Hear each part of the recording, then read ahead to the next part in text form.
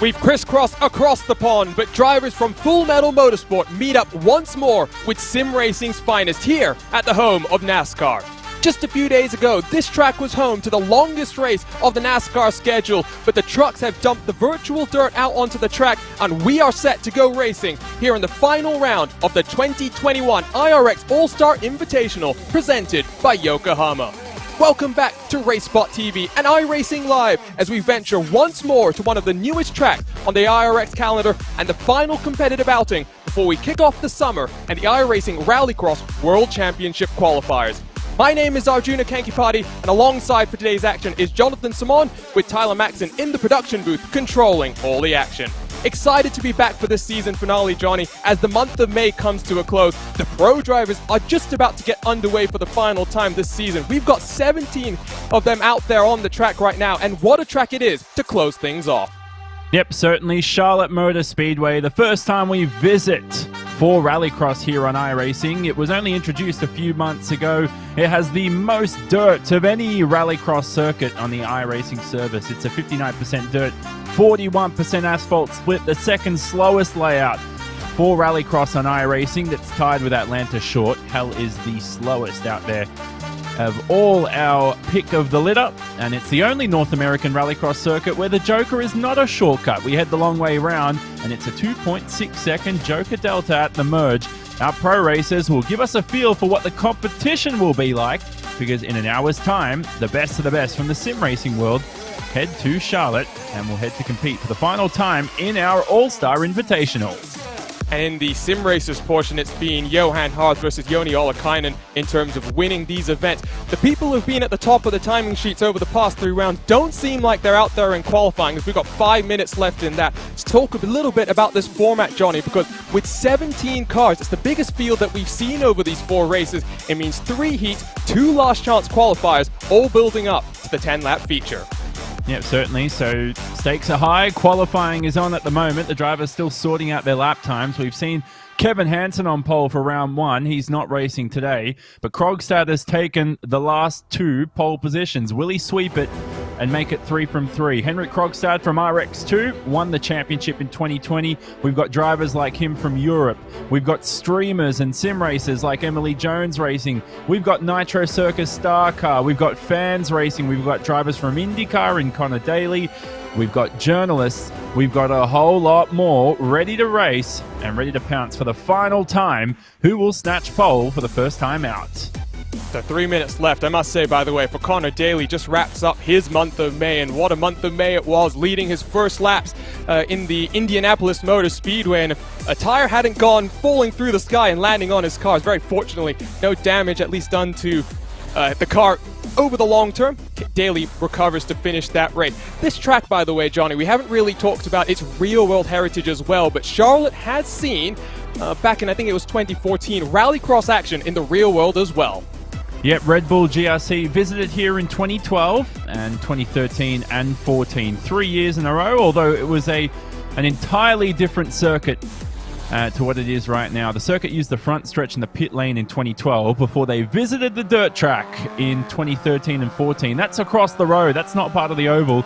But here we get a glimpse of what a Rallycross venue could look like on, well, if Red Bull GRC still existed, number one, but potentially when Nitro Rallycross and some other events come up. Here's Henrik Krogstad, your pole position sitter for the last 2 times out. Currently on provisional pole. He's whacked those anti-cut strips. He's only got a lap in hand at the moment. Now, if you smack the wall during this section, we haven't seen many walls in Rallycross Arjuna, that can delete your lap time. It's a lot like the Phoenix layout. And look how close he's trying to get all the way to the inside, and the little bit of grip that you can find if you just nudge your inside tires onto the grip of tarmac that's there. You'll also see, Johnny, I tell you what, let's try and ride on board with Krogstad across the start-finish line and talk us through a lap here at the Charlotte Motor Speedway. Well, there you go. That's a lap of Charlotte right there. Let's move on to somebody else as he ends his run. And it's... Now he'll be picked up here. Luke Knupp in his first event. So this is Luke on board. So a bit of background on Luke. He's coming in today and in his first event, like we said. He races in the Lucas Oil Off-Road Racing Series. I didn't bother to mention the lap there, Arjuna, because we know he's not going to give us any run for our money. Third time's the charm, Jonas Force. We'll talk about Luke a little later on when he gets the when he gets his time to shine. Jonas Fors races in the Archimedes series, coming through the final couple of corners here. So this is the final sector of the racetrack. The Joker entries to the left, 2.6 seconds added to your lap time. That's as quick as you can take it. These are your final couple of corners here. 6 and then 7 the left-hander. This is the start-finish line. So he begins the lap here. I'm done. I'm sorry. I thought he was about to bin the car. That was insane. Look at that. He flicked it. I didn't even know if that was a Scandinavian flick. He launched it into the first couple of corners. There's the jump onto the tarmac now. We talked about this circuit having the biggest dirt split of any circuit on iRacing. 59% of this layout is covered in dirt. Missed the apex by a touch through turn 4, then through the hairpin of turn 5. And this is a good overtaking opportunity during the race. And that's a lap of Charlotte. We finally got one. I really do enjoy it. The addition of all that extra gravel just means that you have to be so much more in tune with your car. It'll be interesting to see how elbows out some of these drivers get, as here comes Fors to complete a lap. There's a bit of contact there that should invalidate it. Krogstad on provisional pole. Emily Jones, who is a very multi-talented driver here, not just on the iRacing service, but across other simulators as well, qualifies in second. Tanner Whitten in third. Luke Knupp, Connor Barry rounding out the top 5 then with just 10 seconds left to go. And we'll work our way into the first of our heat races. Be curious to see what this type of race will be like. Of course, only a couple of cars will make their way into our 10-lap feature. Qualifying then comes to a close. Let's go trackside to take a look at our inverted starting grid for heat number 1. It will be Mario Bonfante Jr., the quadriplegic driver racing with specially modified hand controls, taking us to the pole position. Once more on his outside, it'll be Ron Capps, the NHRA Funny Car Champion. Connor Martel, Chris Yandel, row number 2 with Luke Knupp, Henrik Krogstad, the final row of our 6-car grid. And some info on Chris Yandel. He is the Chief Marketing Officer for Vermont Sports Car. That's essentially what Subaru Motorsports USA is. So the team that Scott Speed represents, Brandon Semenak, and even your sim racers such as Mitchell de Jong and Bobby Zelensky last year. Hopefully they're competing again this year in the World Championship. We'll see who they pick up going into those first few rounds of the qualifying Pro Series. It's great. We're really kicking off the summer of IRX here. The 3-wide row number 1. I think we are ready to get underway then from the Charlotte Motor Speedway. As we wait for the lights to illuminate and for the cars to get underway, they start on the main straightaway. The only time you'll really see the cars up here on the oval, they'll peel to the left and make their way down into the racetrack. Here we go then for the first time. Competitive racing from the Charlotte Motor Speedway and Rallycross action. It's Yandel with a wonderful launch down into the first corner. Bonfante Jr. gets a bit of contact with Capps there, who's all the way around and at the back of the field very early on, Johnny. Yeah, he drives that Napa Auto Parts Subaru, and he's got a long way to go in this event. Your top 2 advance as usual. They'll have to take 1 Joker, and you can take to it this first time round that you pass by. Brilliant TV time for Chris Yandel here in the lead. He's got Krogstad following. You have to say Krogstad's the favourite. Had a peek up the inside of turn 4, and the door will open because Yandel struck the barrier. Just a bit too committed trying to get that car turned in. Let's Krogstad go to the front. And the crucial thing here for the pro drivers, Johnny, no damage will be on offer. So we can see these guys being a bit more comfortable with the barriers. We see a couple of cars down onto the Joker, that left-hand longer section that takes them back to the start-finish line. Now, I don't think it's any faster, though. That's what you've got to be careful about. Brands Hatch, the Joker, maybe you can get away with it, but not here, as Krogstad will probably run away with the victory. So we saw Yandel and Luke Knupp in their first appearance in the All-Star Invitational. They've taken to the Joker. Everybody else, that crown on our graphics timing and scoring screen right there is not lit up for those 3. And it's an extra 2.6 seconds added to their lap time. So at the moment, if Krogstad takes it, he will fall behind Martel. So it's not a good time to take it here. You won't be in some clear air. But Martel's doing a great job as we watch this scrap behind between Martel and Yandel. So Martel's not on the pace right now, and he's yet to take the Joker. He's not in good position so far in this heat. Great pace, though, shown by Yandel, who, Chief Marketing Officer, showing that doesn't just know how to market race cars, but knows how to drive them fast as well, getting the move done on the America's Rallycross Lights champion, Connor Martel. Still waiting to see who comes down into the Joker. Krogstad with the gap of about 3 seconds. I'm very impressed right now here, Johnny, with Yandel's pace. The last time around, he was a half a second quicker, than Henrik Krogstad out front.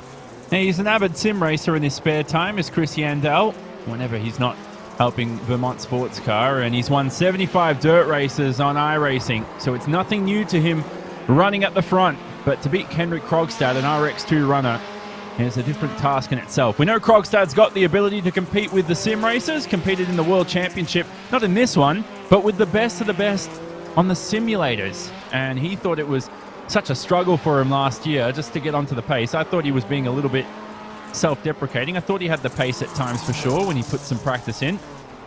He's run a country mile off the apex there through 4. I think this race is all but done and dusted though. I'm pretty sure Krogstad and Yandel should have the transfer positions. Krogstad at the moment, now it's a bit unofficial, he's taken to the Joker this time by. Will he fall ahead of Yandel or will he join behind him?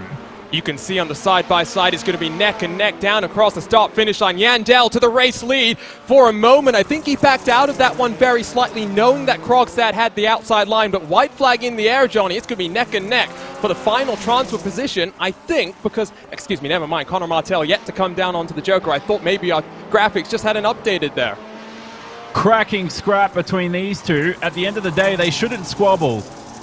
Yandel should advance to the feature, and he will start from third. Remember, it's an inverted feature. And he goes for a little love tap down the rear end of the Team Yellow Squad Subaru, representing Hanson Williams Esports, as they head into the final couple of corners. Hitting a bit of curve never hurt anybody. Krogstad will win.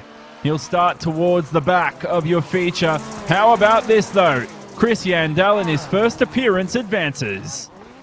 What a fun race that we had there, and I really didn't know what side-by-side action would look like here at the Charlotte Motor Speedway, but Yandel showing that you can get the move done if you've got the confidence to do so. So it'll be Krogstad and Yandel that will line up at the tail end of our feature grid as we take a look at these results from heat number 1. Heat 2 already getting ready to rock and roll here, so I think we can go ahead and take a look at the starting grid, Johnny, for heat number 2 here in round 4 of the iRacing Rallycross All-Star Invitational.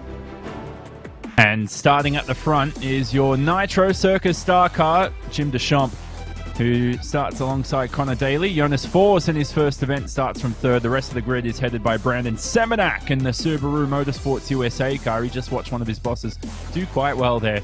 Connor Barry in his first race as well will start in 5th, with Emily Jones the quickest of this bunch in this inverted grid, starting from the back. We're about to go racing. And here you can take a look at that starting grid. So it's a 3-wide row number 1, 2-wide row number 2, and it'll be Emily Jones all by her lonesome, Johnny, diving her way down into the left-hand corner of turn number 1. Yeah, excuse me, we got confused by the timing there from the stewards. Thought they were ticking down towards race start. It was just ticking down to the grid, so I was trying to rush that. But yes, Emily Jones, who's racing right now at 7 a.m. in the morning. Talked to her last night, had some good fun here, flipped the car at Sonoma and still won the heat. See if she can do the same here today. Very quick sim racer, very popular streamer, very quick in whatever car or whatever sim you put her in. And she certainly enjoyed these ones, trying to match it with the best of the best from the motorsport world. We're just waiting for Jim Deschamps in the Nitro Circus star car to take to the grid, and we will be ready to get underway here with heat number 2 action, and really enjoying another trip to a brand new track on the iRacing Rallycross schedule. Had a number of cars tracks added to the schedule. Doesn't look like Deschamps has gridded, just like Bonfante the last time around. The green flag is in the air, and we are underway as Connor Daly will lead the field down in towards turn number 1. Big send around the outside as 3 wide they will go, and Daly makes things work and leads the field down across the start-finish line. More contact, and Daly is going to ride the wall and get turned to the back of the field. Goodness gracious, can't avoid contact, can Connor Daly in this Rallycross event. Suffered from some in the Indy 500 too. Luck just not on his side. Emily Jones here right behind the driver of Brandon Semenak, who leads the field away. So Semenak, freestyle mountain bike rider. He's won gold medals in that. Transition to the rally world. He's got some hungry drivers right behind him. Connor Barry in his first event as well. And Jonas Forss goes, well, he barreled into turn 5, the hairpin. And we don't see any other driver pop in shot. I think they're all involved in an incident. We'll wait and see how the timing updates itself, because it's all gone a little bit crazy with Daly, the only car that we know is down at the bottom. Seminac across the start-finish line to start lap number 2. Does look as though Fours will be in second with Jones. I think the polite way of saying this is bundled out of the way at that right-hand hairpin, Johnny. Well, let's watch and see what happened. Well, that's what happened there. So wasn't even ready to clench my fists watching that one as they all piled into each other. So that was caused by Jonas Fours, the Archimedes Series driver, in his first event in the All-Star Invitational for Rallycross. Seminac, very underrated when it comes to these All-Star events. He's very quick for a driver who's gone from 2 wheels and not even an engine, just from pedaling. He's a mountain bike rider, like we said in the past, switched to rally as we watch Jonas Fours here continue.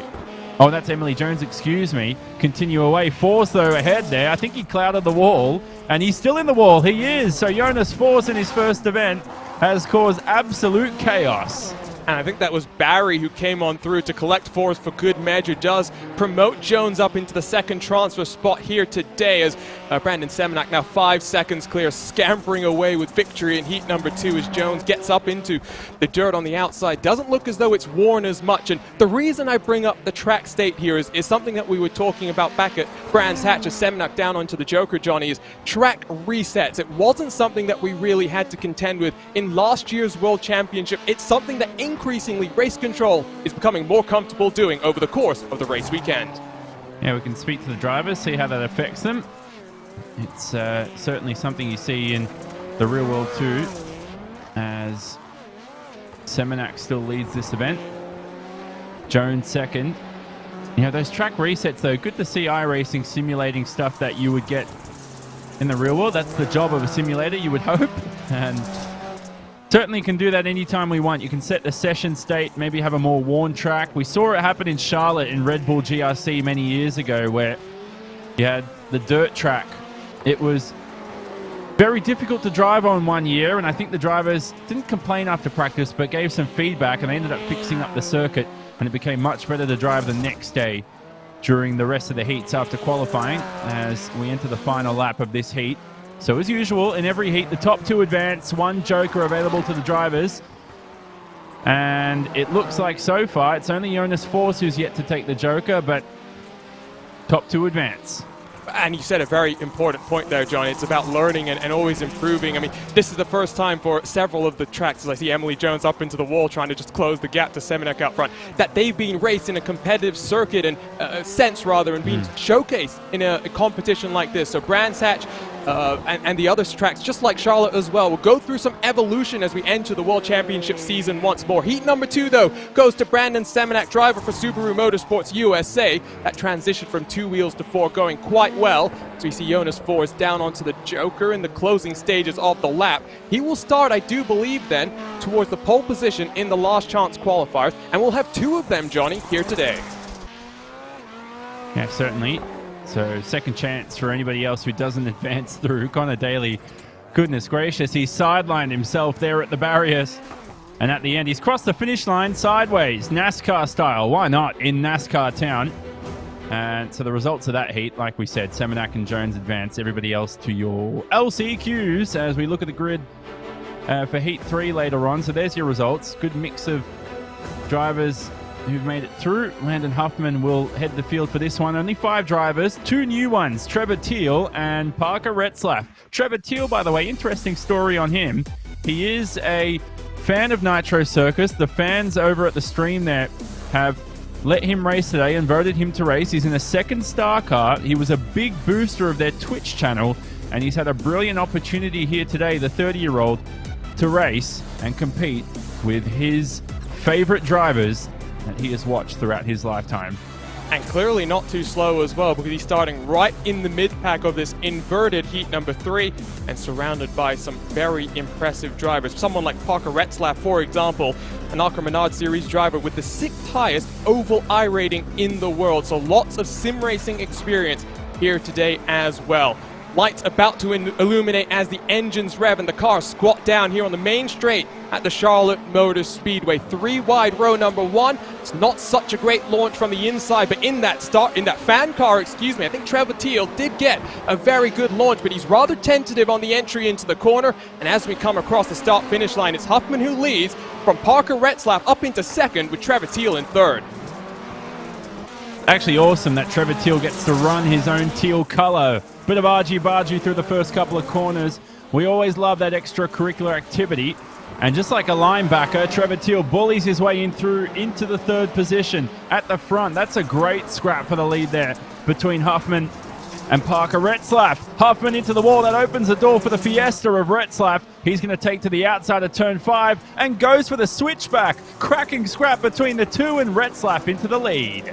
And there was slight contact behind as Teal and Whitten having just as fun of a scrap for the third and fourth positions. But the front 2 transfer positions run away then as Retzlaff and Huffman down across the start-finish line. It's Trevor Teal who's followed in by Tim Stevens, who's been quite quick over the past 3 rounds here in the iRacing IRX All-Star Invitational. Good to see him back in action in his Subaru. Talking about the Subarus, Johnny, one thing is I think Stevens has made a mistake down into turn 1 in the background.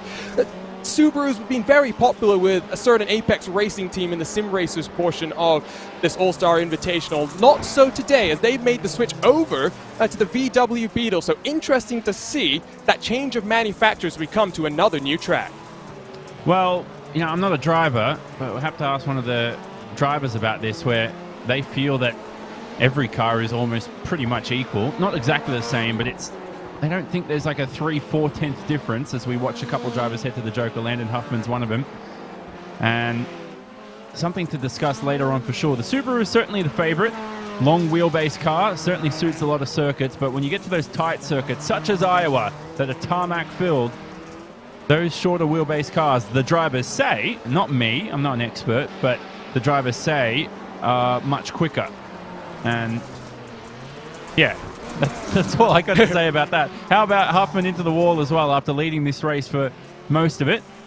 And it's been an entertaining heat. By the way, happy birthday to Parker Retzlaff. Celebrated his 18th just a couple of weeks ago. And now could potentially celebrate it in style with a heat victory. Very much the quickest car out on track right now. The only car breaking into the 43-second barrier as he goes even quicker this time around with a 43.346, slinging the dirt in his Fiesta, and up over the jump he goes.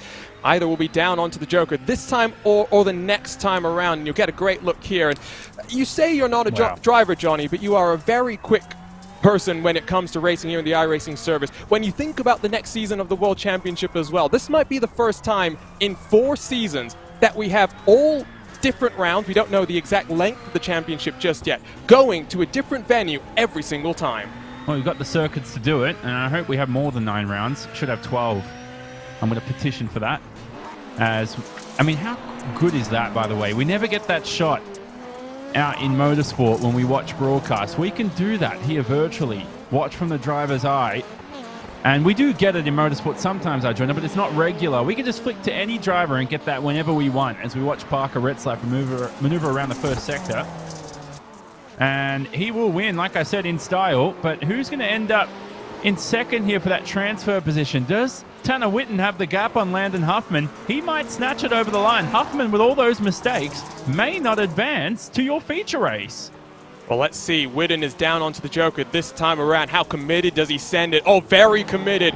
Makes that corner very nicely as well. Rolls his momentum in that Fiesta, and he should hold on fairly comfortably to the second transfer position. So Retzlaff takes victory in heat number 3. Whitten in second, Huffman in third. Trevor Teal and Tim Stevens complete the finishers, heading to last chance qualifiers here today.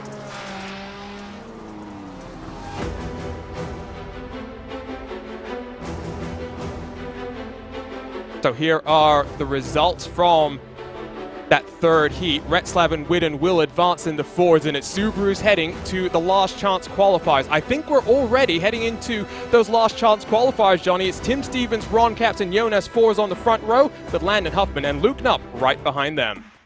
And as usual, 5 laps of action, 1 Joker, and we will go green for your first of 2 last chance qualifiers, LCQs as we refer to them, or consolation races. Depends however you want to refer to them. On the sim, it's listed as C main and B main, but it doesn't work like the traditional C and B main that you normally have, where, you know, you run 2 different events with the same drivers. Anyway, doesn't matter. Racing about to commence here for the first of 2 LCQs. A decent field, as we said, to advance. I'll have to gamble. Stevens should advance. But Landon Huffman, will he join him? I certainly think he has the pace, but he has to start from 4th. It's going to be a hectic one. I think elbows will be out here. Stevens, like I said, has been quick as the lights are ready to illuminate and the engines pick up in song. And we are green flag racing once more. Wonderful start from the inside as Landon Huffman gets the whole shot down in towards turn number 1. He will lead the field around the outside, though. Bold from Jonas Fors, who's back into the race lead. Contact further back in your pack. It's a bit of chaos as we plunge down into turn number 1. Well, is that Stevens' day done? That was the 64. Your editor of Roadshow and from CNET as well. He writes a lot about motorsport and sim racing, and Huffman's involved too now. 2 of your favorites in this consolation race have spun around and are towards the back of the pack. That leaves Jonas Fors in the lead. So the trick is, don't get Johnny to predict you as being one of the favorites to advance, because clearly the commentator's curse has come down here. It's going to be close, though, between Fors, Nupp, and Caps for the final 2 transfer positions. Take a look here on the replay as Stevens just maybe closing the door very slightly there, Johnny, and we'll watch and see what happens to Huffman here down across the jump. So I didn't catch what happened to Huffman as I was collecting and unraveling the ball of string that... Oh, okay, so he's just been literally shoved out of the way. Now, I don't play gridiron or American football or whatever you want to call it, just football in America. But that, I feel like that's what a hit would feel like if I tried to take on a linebacker head on. That was Jonas Fors just shoving his elbow into the way and absolutely bullying Landon Huffman into the barrier. Nothing wrong, though, that Jonas Fors did that time around. It's just a nice little, I think it was just a little bit sideways, and unfortunately for Huffman, nowhere to go. Rallycross is a contact sport if we're going to bring out those sports analogies, so sometimes things like that happen as Ron Caps is down into the Joker, and I see why, because Luke Nupp is looking very, very racy. It's not going to be good enough for Caps to get back out in front, but I think just trying to get some clean air here and try and see what happens with Fors in front as well. Fors is 2.5 seconds clear of second, Johnny, and Caps makes a mistake. I think that makes the Beatles' life that much easier. Goodness gracious. Ron Caps deciding, hey, the race has been boring for about 20 seconds. Let me just spark up some entertainment out of nowhere. So Caps in 4th has already taken the Joker. And remember, it's not a shortcut. Even though we're in North America, it's the only North American layout on iRacing that's the long way around. And so that's what you'll see. Normally the drivers say, hey, we want to take the longer Jokers towards the end of the race. And there's no lap time to be gained. It's not like Barcelona, Arjuna. Remember the drivers talked about over there how if you took the Joker with 2 laps to go, you gain an extra second. If you take it on the final lap, you lose a second. It's not like that at Charlotte here. The exit doesn't give you that extra run. So we will see a lot of these front runners like Jonas Fors potentially take to it on the final lap, which, if anything, will grant him better grid position because he will advance, but he won't win this consolation race. Of course, these guys get inverted as well, so Fors will start that much closer to the front. I think the gap is such between Fors and Huffman now that he should be pretty comfortable. As you can see, Nupp is really looking racy and be someone to watch for starting at the front of the feature. Fors in the Beetle down onto the Joker. How close will it be with Landon Huffman as we come to the final lap of the race, Johnny? Well, we'll let the pictures do the talking. Well, the fact you can't even see him on screen until there, Arjuna, I think answers your question. It was a bit tentative there from Fors, so I wasn't necessarily sure if he was going to lose even more time, but going to be pretty comfortable. And we've got one more of these last chance qualifiers to go, Johnny. So what have you seen here from this race that you expect from race number 2? Well, entertainment and carnage, certainly. So half a lap to go. Well, you see in the background Landon Huffman. He struck that wall quite a number of times, and it will be his last time because these two will advance ahead of Luke Nupp in his first ever event, the 14-year-old. He's a Lucas Kart champion, races in the Off-Road Racing Series. And Jonas Fors, the Arca Series driver, advances too. We say goodbye to Landon Huffman. He has been impressive, though, in Rallycross events. He should have advanced from this one. Ron Caps has been a little inconsistent week to week, but he's here for a bit of fun, bit of exposure. And unfortunately for Tim Stevens, that accident at the beginning of the race cost him any chance of advancing. It's not often that Tim Stevens has missed a feature race in our All-Star Invitationals. He's made a couple already, and this will be the first time he'll miss out. All season, actually, excuse me. I said a couple, but he's made every feature so far, and this will be the first of the 4 that he's ever missed out on. The last time I was commentating, because I missed out on the action last time out, I saw Stevens end over end tumbling. Not the way that he wanted, I'm sure. His season's kind of been remembered. Here we go, though. Second last chance qualifiers. And look at how many Connors are in this field. It's Jim Deschamps, Mario Bonfante, and Connor Daly, the front row, with Trevor Teal, Connor Martell, row number T, and Connor Barry rounding out our 3-row field. Moments away from getting underway here, Johnny. I'm looking forward to this one. And all the Connors are spelt differently as well. And it's as if... Don't worry, I was going to say something that might get me in trouble, but they will be focusing on racing and not their names. As long as the engineers don't go, Connor's behind you, and you go, are you talking about myself? Are you talking about Martell, Barry? Who are you talking about? And then you're into the wall. You don't want that distraction at all. We're about to go green, though, for this consolation race. That's Connor with an E. That's the one that's behind you there. Still waiting for Bonfante and Deschamps to take to the grid. I don't think they will be in action here today. So just 4 cars vying for 2 spots. How will this work out? Wonderful launch from Trevor Teal in the Nitro Circus fan car down in towards turn number 1. Connor Daly with momentum in the US Air Force Subaru, though, powers down in towards the start-finish line. Unlike what he had in his heat race, no sort of contention. He will lead down into lap number 1. That's a little bit confusing. Jim Deschamps and Mario Bonfante Jr. haven't even taken to the racetrack today. But anyway, whatever. A Connor leads this race, a Connor in second, a Trevor in third, and a Connor in fourth. Trying to establish that one. Does that help you out at home? There we go. Timing and scoring screen. Up on screen. They're all in a battle here. Someone into the wall. Well, that Teal car is definitely a Trevor. Trevor Teal in third. So it's Martell first. Daly second, Teal third. Well, we'd like to establish who's third here, but now you've got a top 3 of Connors. And I think for Connor Daly, he's feeling a little bit scared. Not necessarily what you think about someone who's just raced at an excess of 230 miles an hour in the 105th running of the Indianapolis 500. Teal gets back pointed in the right direction, and I think Barry as well. So 1 and 2, it's Martell and Daly. We'll wait and see how things go on, because of course Barry has already come down into the Joker here on lap number 2. It's Connor, and Trevor. Interesting order there, Johnny. I love how he's just become Trevor now for some reason as well, even though nobody's really heard of him before today, unless you're a Nitro Circus fan. There he is, turned around by a Connor, and unfortunately facing the wrong way. So only a top 2 advance, like we said. And you can see that little green bar splitting those who advance and those who go home. We wave goodbye to them.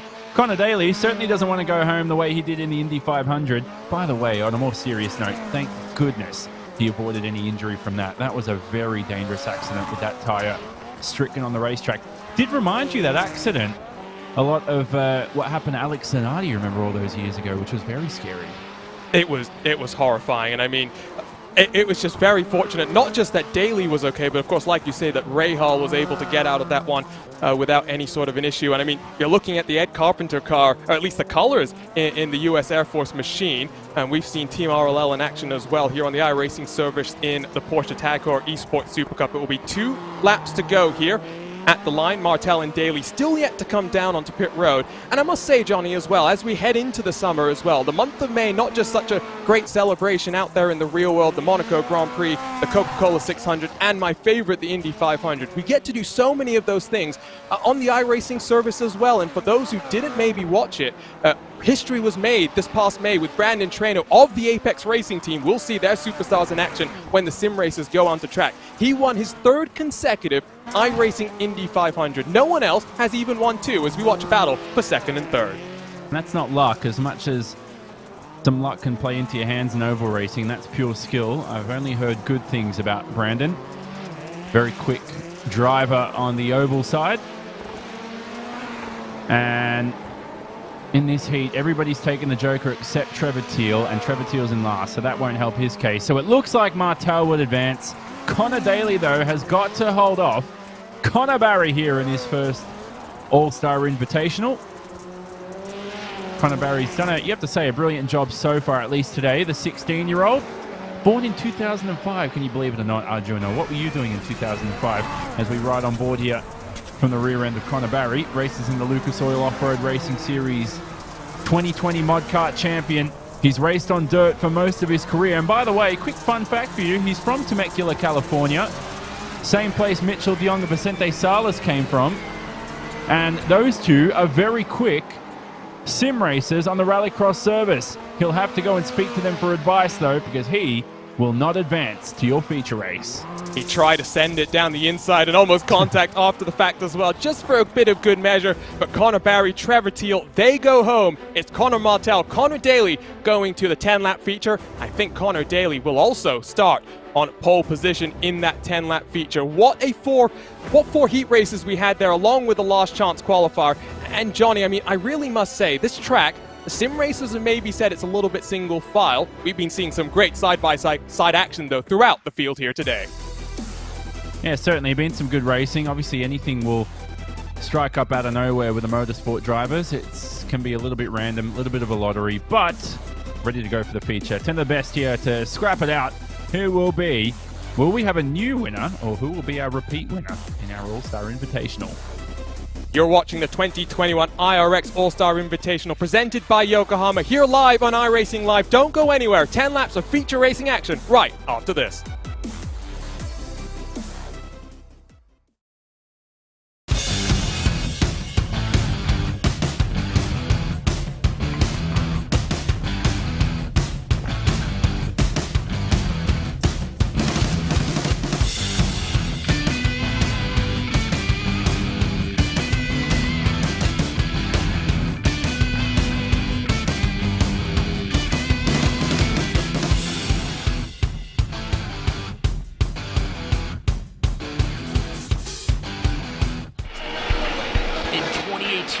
Nitro Rallycross took the racing world by storm with the biggest jumps. That is what Travis was hoping for. The best drivers.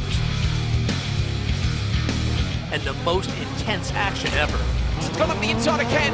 We've got 3 cars. In 2021, Nitro Rallycross is expanding with 5 epic races across North America. Designed by Travis Pastrana, each brand new, purpose-built course will be the biggest, fastest, and craziest the sport has ever seen. From the mountains to the Great Lakes, the desert, and the Sunshine State, Nitro Rallycross is coming to a racetrack near you. Oh, and that goes sideways over the jumpy spins. Maybe there was contact on the way. Ken Block, unbelievable. Wow, it's like they're launching out of a machine gun. Nitro Rallycross, the series, revving up and taking off this September.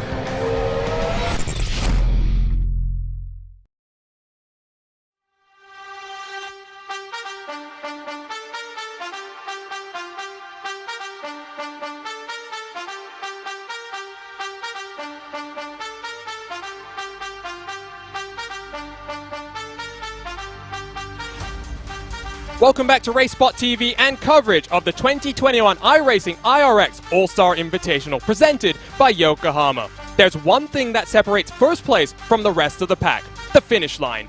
High-performance, race-inspired Yokohama Advan tires give you the drive to win. Discover Advan at yokohamatire.com.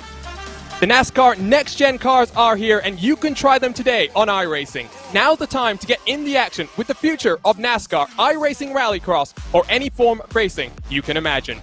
New memberships are 40% off. Sign up now at iRacing.com/membership to get started.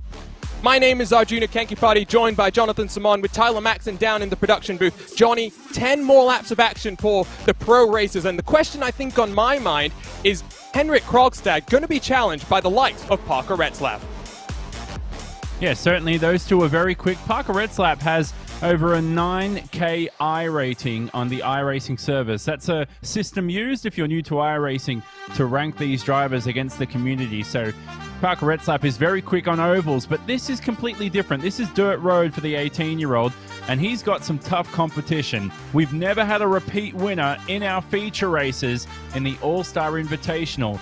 Andreas Bakkerud won round 1 at Brands Hatch. Then we head to the next week where Henrik Krogstad ended up taking victory, Martel in round 3, and then today, will we have that repeat winner? It's time for Krogstad or Martel to do that. Martel's in great position starting from 3rd, or will we have a first-time winner? You have to say, though, Tanner Whitten looks like he's got some good pace, Chris Yandel as well. Emily Jones is an all-star sim racer. I think we'll in with a good shot here to see a brand new winner for the 4th time in a row. And really enjoying the action here at the Charlotte Motor Speedway, Johnny. I mean, just this past weekend, the Coke 600, a very different sort of racing atmosphere, I'm sure. The virtual dirt has been slung onto the track, and we are in for a treat here for 10 laps of action. So, 10 laps of action coming up. Sorry, Adrian, I couldn't hear you there. So, 10 laps of action coming for this one, and 1 Joker available for the drivers. And we'll have a 3x2 by 3x2 grid. And that will mean, obviously, it's a little similar to Lucas Oil when we race there. That's Lucas Oil Raceway, a little oval. Very fun layout. Use that in Red Bull GRC as well. Should be a good one here. This start of the race here has been very entertaining. I like how the drivers merge onto the normal layout. They start on the start straight. Let's go trackside then to take a look at the starting grid for the final time this season for the pro drivers in the All-Star Invitational. Connor Daly has made his way to the front. He's been very good on the starts. Let's see if he can lead across the start-finish line. Jonas Fors and Connor Martel will complete the front row with Luke Nutt and Tanner Whitten on row number 2. Emily Jones, will be on the inside of row number 3, along with 4 other cars alongside. Chris Yandel, Parker Retzlaff with her, Brandon Semenak, Henrik Krogstad rounding out this 10-car field. For Semenak and Krogstad here, Johnny, I think they'll be ones to watch out for as they charge their way up through the field. Well, everybody's to watch out for in these All-Star Invitationals. It can be a bit of a lottery. At least we've got some good talent. Look at Krogstad from the back in that yellow Subaru for Hanson Williams Esports, but you have to say, you can't look past Connor Martel. He's got great starting position, you get a clean start, and he's in good contention to take his 2nd victory here in this series. Here we go. For the final time this season, 10 cars ready to rumble from the Charlotte Motor Speedway. This 2021 IRX All-Star Invitational has been so much fun, but for the pro drivers, it comes to a close here now as the green flag flies.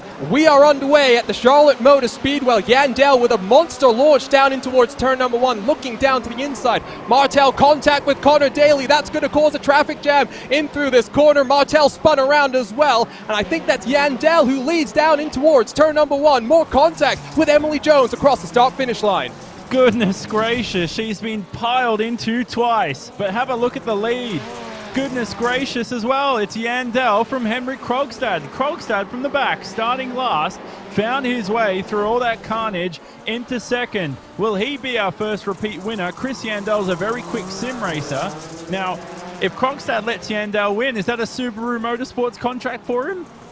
That's a good point there. 2 decades of experience working for Vermont Supercars in the sponsorship department. What can Yandel do? He was very quick in the heats. Do not count him out, I would say here, Johnny. Like you said, has a lot of experience here on the iRacing service. Already building the gap as well. 7/10 as we complete lap number 1. Yandel running very deep through the first couple of corners. Krogstad staying close. Now, if a Joker gap opens up, Krogstad will take it. Remember, 2.6 seconds is the magic number. No gap for Chris Yandel behind, 2.6 seconds. Nothing for Krogstad either. There is a slight gap between Retzlaff and Brandon Semenak, but apart from that, these two will have to battle it out on the racetrack. Krogstad almost turned around by Tanner Whitten. Tanner Whitten's trying to abuse him and make his way past through turn 5. That's cost Krogstad a couple of tenths. He won't be happy with that, the Norwegian.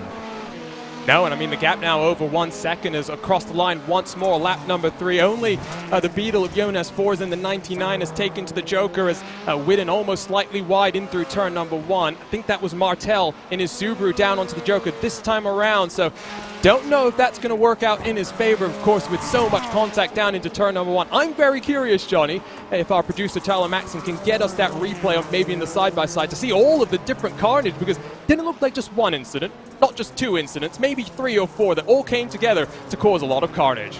I think that's a podcast waiting to happen there. There were so many incidents. We could cover that in an hour. All I watched, though, is I had a feed of Krogstad's on board because I wanted to see how he would make his way through the back. And He was certainly very selective, very high IQ driver. Went to the inside and knows that if there was going to be carnage, it was probably going to fall to the outside. That's what we've learned at Charlotte. And certainly Krogstad's done his homework and picked the right part of the racetrack to make his way through. They've dropped Tanner Witten from the pack. There's Witten in the Fiesta. He's fallen backwards. Krogstad putting all the pressure, though, on Chris Yandel. Here is the start. We actually get it. Krogstad just up the inside there you see in that Hanson Williams Esports Subaru. Daly was turned around. Now what happened to Emily Jones? She collided with one of the Subarus and she was piled into once, bam, twice, flipped upside down. The third time she's been upside down in the series. By the way, just letting you know, Chris Yandel headed to the Joker. He releases Henrik Krogstad in the lead. I don't know how I feel about that decision. Right on board, though, with Henrik Krogstad at the start. There's that high IQ driving. I think that's Semenak who tries to dive down into turn number 1. Quick hands as Krogstad squeezes his way all the way through the inside of the corner. Checks up just in time to avoid the carnage and now leads this race almost halfway through as Yandel is cycled back into traffic, tucked up behind Parker Retzlaff right now. I'm not necessarily sure, Johnny, I agree with that decision from the 7 car. Well, he was mid-pass. We saw them scrapping it out, and so he thought instead of losing some time, I might as well take to the Joker. So the gap between Krogstad and Yandel is now 3.7 seconds. Krogstad's got it. He's got the gap on Yandel, and at the moment will be our first repeat winner. But luckily for Yandel, he's still in with a shot for the podium, but just go for broke. It's the final round. It's your first time in the All-Star Invitational. Hey, impress all the drivers that you market. When you market them, you teach them a lesson and say, hey, look, I'm a pretty quick racer myself. I know what I'm talking about. And maybe we'll see Yandel back in action later this season. I think that was Nupp in front of him that's just clipped that inside wall. We've seen that mistake before, and the Fiesta has come to a stop and still trying to get his way back up to speed. The gap between Krogstad and Witten is up to 2.2, so the 77 Big Yellow machine very comfortable to complete lap 6. Just 4 laps to go in this season so far. Thinking about what we have in store for us as well, Johnny, we've been teasing the upcoming World Championship. We saw the All-Stars in action before Sim Racing's finest last fall in that World Championship. I hope we get to see the same because these past 4 races, even last season, watching these guys have some fun and setting the tone for the sim races in front. It's just such a fun experience, and we get to see some of motorsport's biggest names out there on the iRacing service. Yeah, it will certainly be fun to look forward to for sure. Henrik Krogstad knows what that's all about as he leads this race. Lap 7 of 10. And I think he's comfortably got it. Tanner Witten's yet to take to the Joker. Yandel, he doesn't have the gap. Those intervals, he's 4.7 seconds behind. 4.6 at the moment. And Krogstad's running away with this victory, the 23-year-old from Norway. He's done such a brilliant job as Henrik Krogstad. This will be his first win since Daytona in round 2 when he won that event as well. The first repeat winner, like we said. If he can get it done, it's not over yet. He's been racing Rallycross for 5 years, made his RX Lights debut 5 years ago. Racing RX2 last year, was the champion of that after only 1 round. But he drove splendidly in that 1 round. Can't wait to see what he's got in store for us in 2021 later on this year. There's some scraps down the back of the pack. Semenak will round out the top 5. I've always spoken about Semenak being underrated. He's always up there and collecting some good points. Down onto the Joker is Tanner Witten, so Chris Yandel back up into second, but that's going to be a close scrap for second and third on the podium then with just 2 laps to go at this 0.83 mile circuit. Oh no, Witten clips the inside wall. That will put a damper on his chances of second. Does it open to the door for Parker Retzlaff to come in from behind now, Johnny? I think the pictures will do better analysis than I will. So Retzlaff still in 4th. At least Yandel's got a podium. I'm happy for him. And a couple laps to go. Krogstad heads to the Joker, by the way, off screen. So the leader finally takes that. Only Connor Daly yet to use that card in effect. Krogstad, there we go. Where does he appear? Not even close. Krogstad will enter the final lap of this event and take victory. Retzlaff just outside the podium by a few seconds now. I think it's all done and dusted this event. At least we see 10 finishes though. Not often we see that with our motorsport drivers. That's true, in fact, you know, John. I mean, interesting track. We saw chaos at the start, but all of them stuck it out there. I think they're enjoying slinging the track here because it really is a fun track. Like you can see, Krogstad setting it up sideways very early on to try and get the maximum rotation. Here comes the defending Rallycross Lights champion, part of the Hanson's William Esports squad. Williams will have a new representative in the next part of this race when the sim racers take to the track, but Krogstad into victory lane to close off the 2021 IRX All-Star Invitational. It's going to be close between Jones and Fours, and let's see if there's going to be contact between the two of them, because side by side, Johnny, they'll come through this right-hand hairpin. Nice scrap between these two, running the Fiesta and the Volkswagen. Jonas Force should pick up 7th here.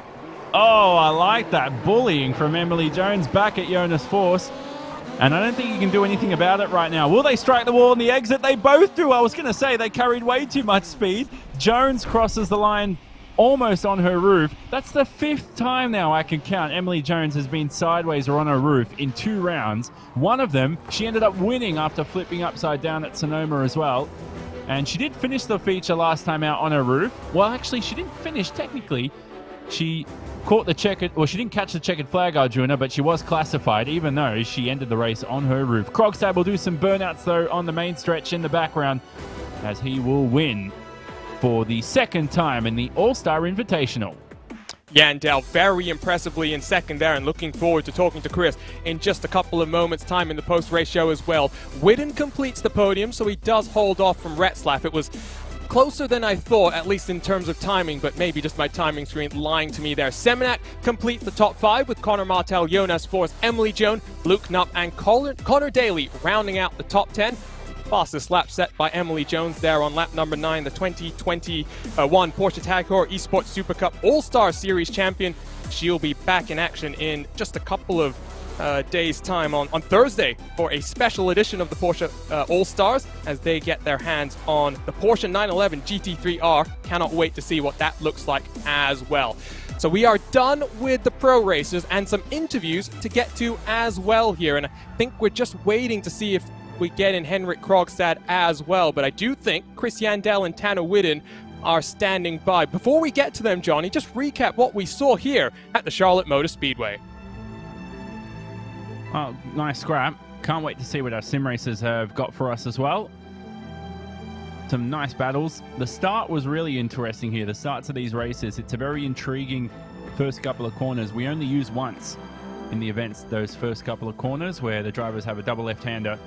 And then we continue for the rest of the race. It's very tight as well, and because of the street circuit field, Arjuna, if there is an incident, it seems like drivers, right, because there are incidents, drivers can hit the wall and come back onto the racetrack. It can be some a lot of ping pong going on, and that's what we've seen here at the start, some carnage, and so the sim racers will have to take some extra care.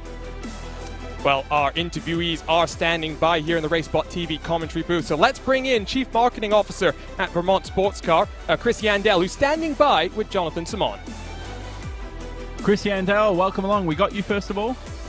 Yep. Welcome along, mate. Well done on that event. Your first ever All-Star Invitational. You're on to the podium, mate. You've got to teach all the drivers your market now and say, hey, mate, I know what I'm talking about. I'm a very quick racer myself. Well done out there. Oh yeah, I have been saying that actually. So now I had to come on here and prove it. So yeah, it was a great race. I had a great start, which was the plan was to avoid all the carnage in the first turn, and I had a better start than I thought, and actually got in front of all the carnage and made a small mistake somewhere in the middle of the race. And Henrik was smooth and mistake free, so he took it. But yeah, I'm happy with the second. It was great. No regrets about that decision to take the Joker alongside Krogstad? I don't know what I was. Well, he didn't take the Joker with me.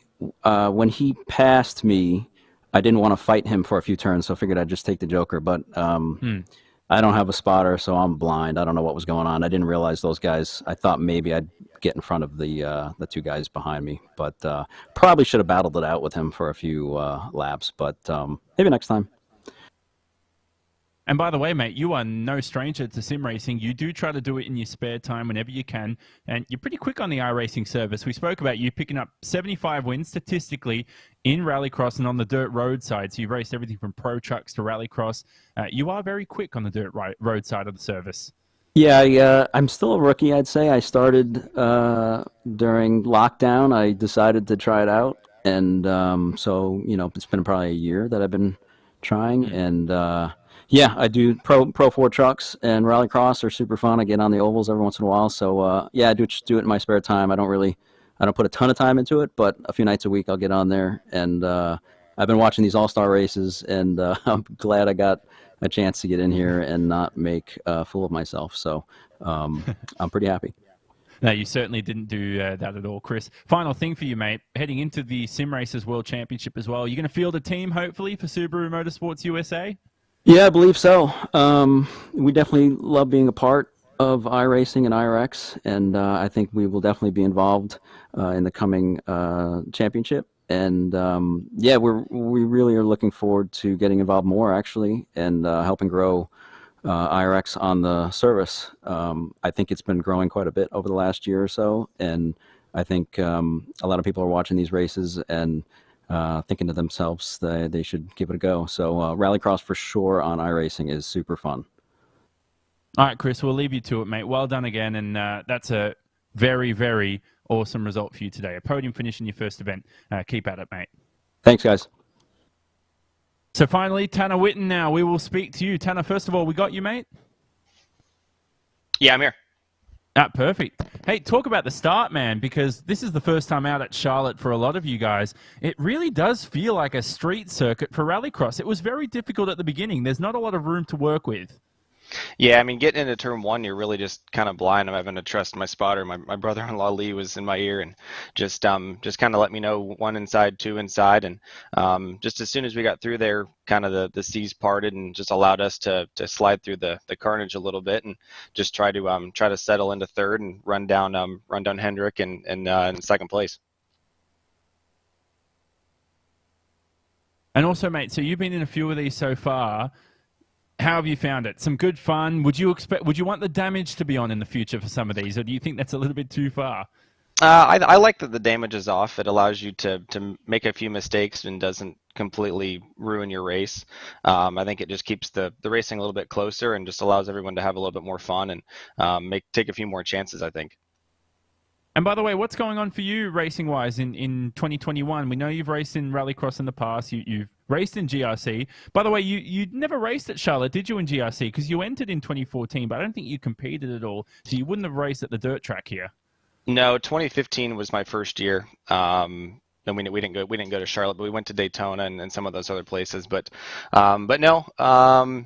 Racing for me in the future is pretty up in the air. I mean, as you guys know, racing is a money game, and it's a whole lot harder to find that funding and than it is to go driving. So, but just kind of with how everything's been going, it's kind of been nice to just kind of take a step back and see how the health of the sport has been over the last few years, and we'll see how it is over the next few years. But I know it's been a lot of fun to race like I have over the past few years, and really blessed to have the opportunity to be able to do so, and just enjoying my time off now. Perfect. And, I can echo your sentiment there, mate. We really hope Rallycross stays healthy, stays secure for the future, and we hope to see you in more of these later on in the year, man. Yeah, appreciate it. It's been a fun deal to run these races, and Chris has always been really helpful in getting me involved. And just I know we talked a couple weeks ago about my current workplace, and we got them on the car for the race this weekend. And nice. Just want to thank them and my wife watching the other room, and just been a fun deal. Hope to come back in the fall if you guys do it again. Well, are you going to thank me for that quickly first of all? Hey, yeah, thank you for the plug. Thanks for giving me the idea. That was really helpful. Thank you. No worries, mate. I'm being a bit of a smart aleck. But anyway, we'll leave you to it. Hopefully get to chat again, man. And joiner, Tanner Whitten, with a podium. Man, he's been very quick in Rallycross cars. What a 4 rounds for the pro race as well. I mean, carnage, chaos, but ultimately victory for so many strong names. The sim races are almost ready to roll here in the home of NASCAR. We're going to step aside for a short minute. Don't go anywhere as we get set for more action in the iRacing All-Star Invitational presented by Yokohama.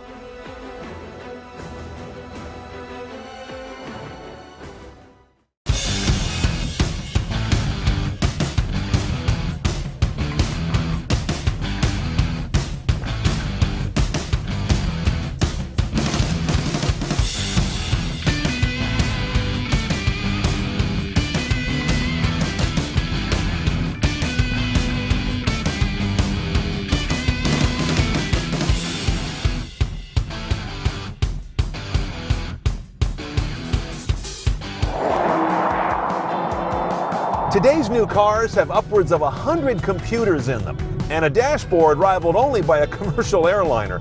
But wouldn't it be nice to really know what all that does for you? At Roadshow, we demystify the world of modern transportation with reviews of your next car, the latest news on what's changing the industry, and videos covering every screen and every new feature you'll encounter in the driver's seat. Get informed, get smart, and get going with Roadshow.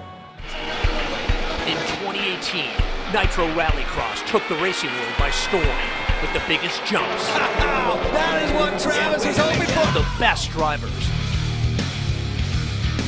And the most intense action ever.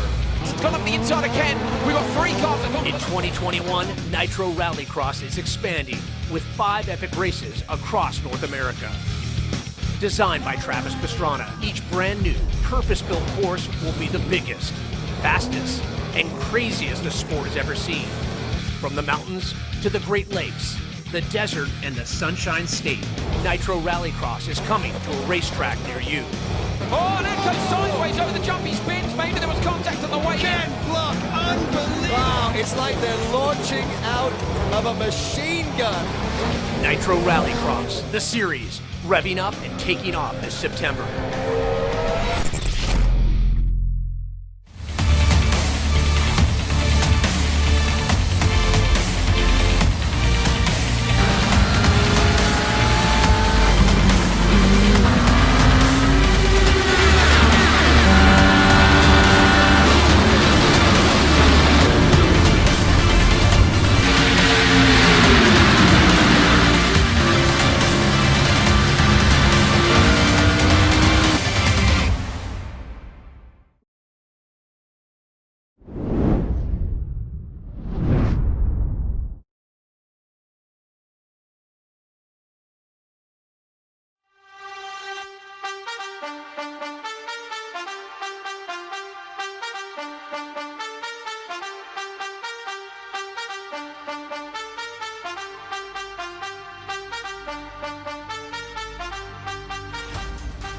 The pro races are done. It's time for sim racing's finest to do battle at one of the newest tracks on the iRacing schedule. The Charlotte Motor Speedway has already delivered some very intriguing action, but now it's Johan Harth, Joni Ollikainen, who will come out on top here today. My name is Arjuna Kankipati, alongside is Jonathan Simon with Tyler Maxon down in the production booth controlling all of the action. Johnny, 3 races so far. It's Harth that struck 2 of the blows, with Ollikainen a solitary 1 so far. Victory here today really sets the tone for the upcoming World Championship qualifiers and the World Championship itself. This will be very intriguing. Certainly will. You've got the best of the best from the sim racing world. You've got 12-year-olds, you've got world champions, you've got adults, you've got experienced racers. You even got drivers who have raced rallycross in motorsport. Tommy Horman's raced in Rally X Nordic. Joni Ollikainen looking to make a run next weekend as well. You've got some very quick drivers. That's all that matters here today. You've got competitive drivers. The heat is on. We are ready to go to Charlotte for the first time for our sim racers in rallycross. And can't wait to see this today as a preview of World Championship action. And let's talk about the upcoming iRacing World Championship qualifiers that will be taking place this coming summer. For the first time ever, it's a standalone qualifying series that will run in the same time slot, which is to be confirmed, as the upcoming World Championship later this year. 10 drivers are locked in, and Johnny, if anyone wants to get involved, head on over to iRacing.com because their chance starts this summer. Certainly, that is very exciting news. The first time we've heard about that all series. We've got 10 locked in, like we said, the top 10 from the World Championship last year. Boy, can't I wait. I can't wait, excuse me, until the Pro Series later on. We're going to pick up the next 18 drivers that will enter the World Championship. For now, though, we are going to speak to Connor Martell, who just raced in your All-Star Invitational for your motorsport invitees. Connor, first of all, we got a page on you? Yes, sir. Ah, perfect, man. How did you like that season? It was a good one, man. All 4 rounds wrapped up. Seemed like you had some good fun. Absolutely, yeah. It's really cool racing with different people in every race and, you know, all the different tracks. This is my first time at Charlotte, and it's an awesome track. It's super fast, super flowy, and overall it was an amazing season. We got 1 win out of it and just tried to be as consistent as we could. And finally, as well, we've got to let you go in a second, man, but hopefully you're back for more of these in the future. But the first thing I've got to ask for you is any tip for these sim races right now? Because when I spoke to Tanner Whitten, it felt like that start of the race and most of this circuit, it's like a street circuit. It's like the Monaco Grand Prix of Rallycross. It is. It's super tight, and you just have to, you have to try and stay out of everybody's way. There's so much carnage, and the walls come up quick. Like I said, you're throwing the car sideways in every dirt turn, and if you're not right on your line, it's not going to be good. All right, we'll let you go, Connor. Thanks for speaking to us, man. Hopefully we see you for more of these. You are very quick, and unfortunately couldn't pick up his second win today, but we'll be back for more in the future. Our joiner qualifying about to finish for our sim racers. Will we have a repeat pole sitter? We are not sure. It's Tommy Holman provisionally top with just over 65 seconds left in this qualifying session. And like I had said during the pro portion of this broadcast, Johnny, we've seen the Apex Racing team enjoying the comfort of the long wheelbase Subaru STI over the course of the first 3 rounds of this championship. As we head to one of the newest tracks on the iRacing schedule, they've made the switch over to the Beetle. And you can see on the left-hand side of the screen right now just how many Beetles are in action here today. Well, a lot of them. It's good to see. Certainly could suit this circuit. Certainly could see a change in the World Championship. All depends on sponsors as well as to who runs which car. Tommy Holman, though, good snatch. The first pole position of the All-Star Invitational for him. Ollie Kynan has been the man to beat all series. Picked up 3 poles. Don't think he'll pick up his 4th here today. Some news on those two. Holman is leading the Rally X Nordic Lights Championship. He's absolutely dominating that series, taking his talent from the sim to motorsport, and Set Promotion are very happy that he is doing a splendid job there. Just needs a budget, which is unfortunately the way it works in motor racing. It's not all about talent, but we know Tommy Holman, there are no questions on his talent. Ollie Kynan as well, who is very quick as a sim racer. Those two are top 5 in the world on Rallycross and iRacing. Ollie Kynan also looking to make his debut in Rally X Nordic this weekend. And he shared on social media a spiffing photo of that Set Esports Fiesta. It looks like that's ready to rumble. We are ready to rumble for heat number 1. No inverts here. It's all about where you qualified, and merit gets you to the front. Tommy Holman, pole position, will lead us to the green flag with Johan Hart and Jarno Leskinen on the front row. Will Holman and Christian Raffos will be on row number 2 with Luke Kraus and Bobby Zelensky rounding out our 7-car field. No inverted grids for this one. It's all based on what you earn. Willie Holman in his first event. Another Holman on the grid. Zelensky starting from the back. He's not putting in the practice for these ones, we know. Bobby Zelensky is one of the best sim racers in the world. Certainly in any car. I don't want to just say ovals. He's very quick on the road. Very quick in Rallycross too. Let's see how we go here. First heat of the day. Well, and we saw Chris Yandel. He'll be looking to see Zelensky, who drove for Subaru Motorsports in that last World Championship season, to maybe have a pretty good run here. So it's an old Beetle front row, and the Subaru's on row number 3. 5 laps of action. The sim racers ready to get their first competitive crack at the Charlotte Motor Speedway as we are underway for the 2021 IRX All-Star Invitational. It's 2 wide, about 3 deep, and there's contact there. I'm not sure exactly who got turned around. In towards the first corner we will go, though. Johan Hart swarms around Tommy Holman, and Holman might lose 1 more position to Jarno Leskinen as we fly our way down in through this double right-hand corner. Great start between these drivers. Holman's got his work cut out for him, and Leskinen all over the rear end, and Willie Holman all over the rear end of Tommy as well. Haven't seen Hearth in a Beetle since his Rolling Turtle days over when he raced for Race Clutch all those years ago.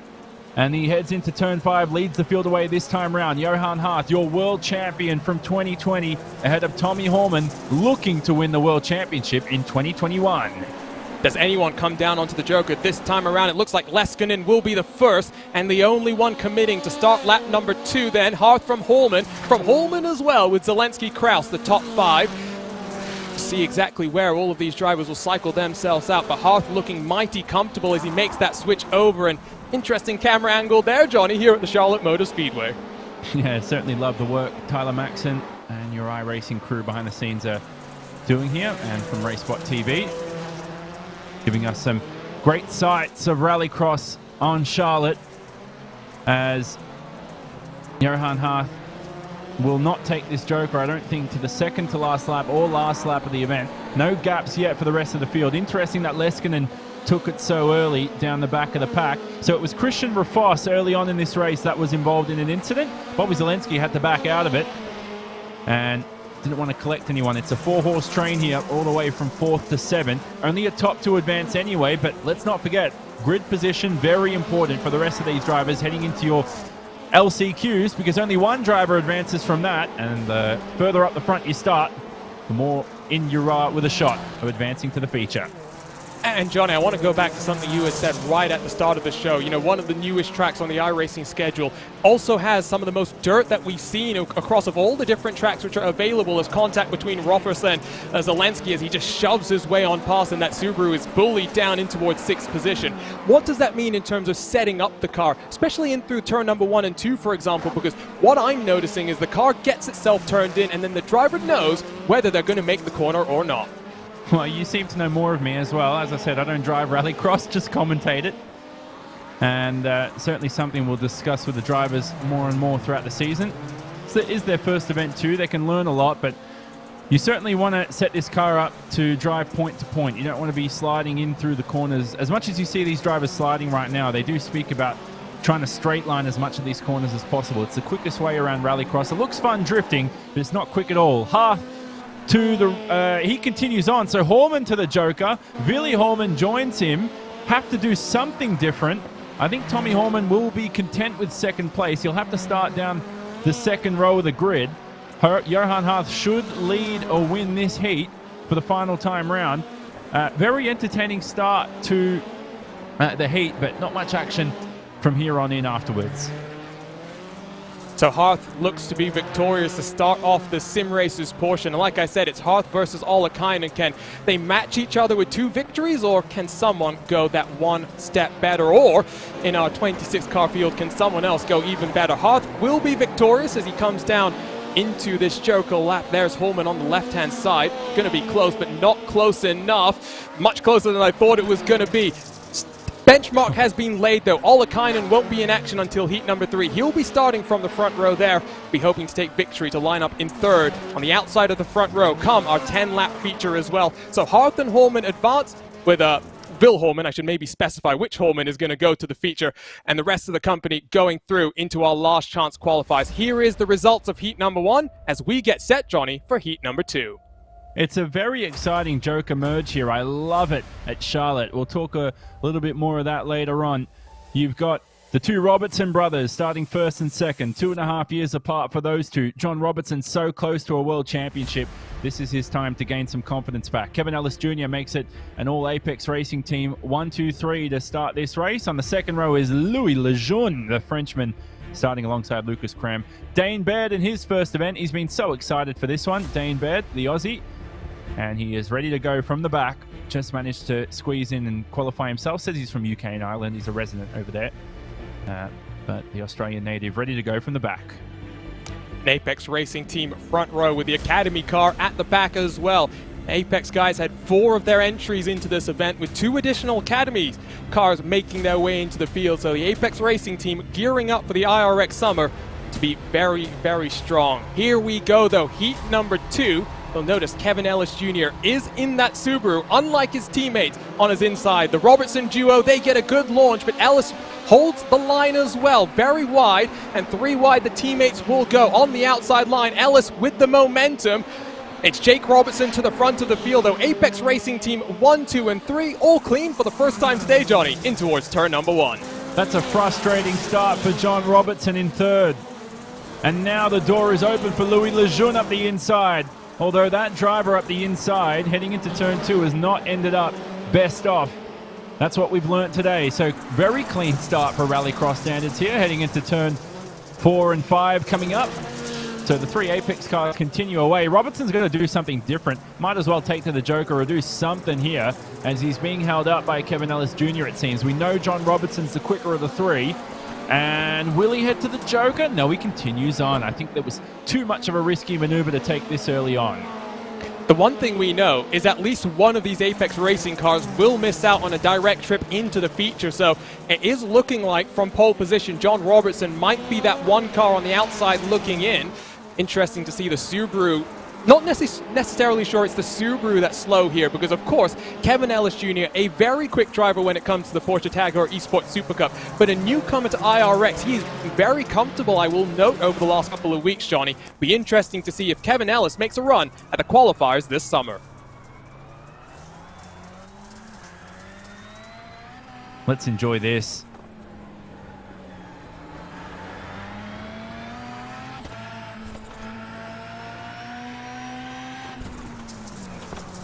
The sights and sounds of Rallycross through the first couple of corners here at Charlotte. And like you said, for John Robertson, he's finished on the podium a couple of times in his Rallycross All-Star Invitational campaign. Finished 4th in his worst result in round 2 at Barcelona. If he doesn't make the feature here in this heat, he will have to start towards the back in your consolation events. And it will be his worst qualifying performance so far. I'm talking about heat races. Heads to the Joker. I love the merge here on the exit. He's going to pound in some lap times. It's hammer time, Rallycross time. So Robertson behind Lejeune, but in front, I think, crucially, of Dane Baird. So some track position to be able to work with here. It'll be the final lap the next time around. But Kevin Ellis Jr., will he respond to what his teammate has done behind him? They sling their way down in through this left-hand hairpin, and that's what I was saying earlier. They get the car turned in as there's the pressure. Robertson already passed Lejeune, interestingly, so the pace clearly there. The driver that finished 2nd place in last year's World Championship, but over-under almost attempted, almost contact there as well. Ellis Jr. to the Joker. Watch for the merge here. Always a source of great intrigue. Ellis very smoothly gets on through, but Robertson is going to come out just behind him. It's going to be neck and neck for that second step here in today's action. Now, this race was won at turn 1, and Kevin Ellis Jr. has done a brilliant job to advance to the feature and hopefully see him in the World Championship later on this year. You spoke about those pro qualifiers. If he's raced in these 4 All-Star Invitational events, he's probably making a run for the World Championship, you would assume. Robertson swipes the wall on the inside, just like his teammate Johan Harth did a few weeks ago at Atlanta. Johan Harth went on to take victory, though, as Jake Robertson will take heat victory. He's going to start towards the front. Well, will he, though? I say that. He's got the gap. Let's see the merge here. Ellis Jr. is in great position. Oh, my goodness, I spoke too soon. Kevin Ellis Jr. takes heat victory by only a 10th. It was dramatic, and you were saying that those Joker exits and merges were very, very close. That's something to watch out for, because Ellis Jr. did not look like he had the pace in the early stages of the race, but sneaks his way to the front row of the grid. He'll start in the middle of 3 wide action. Jake Robertson, almost just 1/10 separates the 2 Apex Racing teammates. John Robertson will go to the last chance qualifiers along with Lucas Cram, Dane Baird, and Luis Lejeune. Heat 3 is about to get underway, and it's Joni Ollikainen that wants to respond to what he saw Johan Harth do in heat number 1. It will be Jacob Rafos and Marcos Matamoros on the front row, with Luke Fournier, Daniel McCauley on row number 2. Adam Alderton will be the final car in the 6-car field, taking us from the tail end of the field. And wow, Johnny, that Joker merge has got me very excited now for what the feature might look like.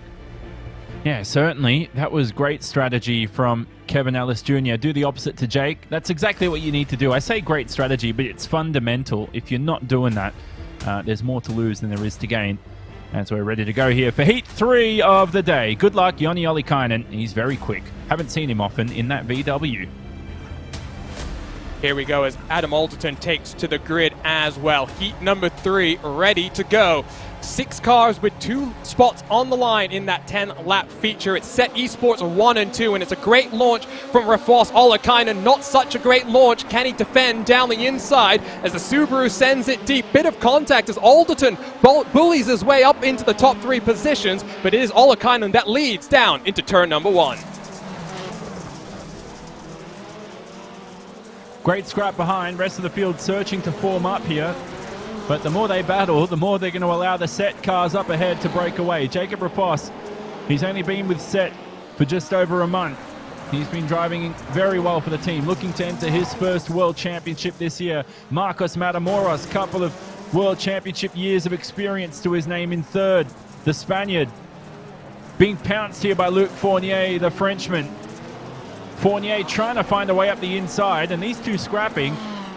Whoa, that's a very interesting decision. Fournier goes for the Joker on the first lap.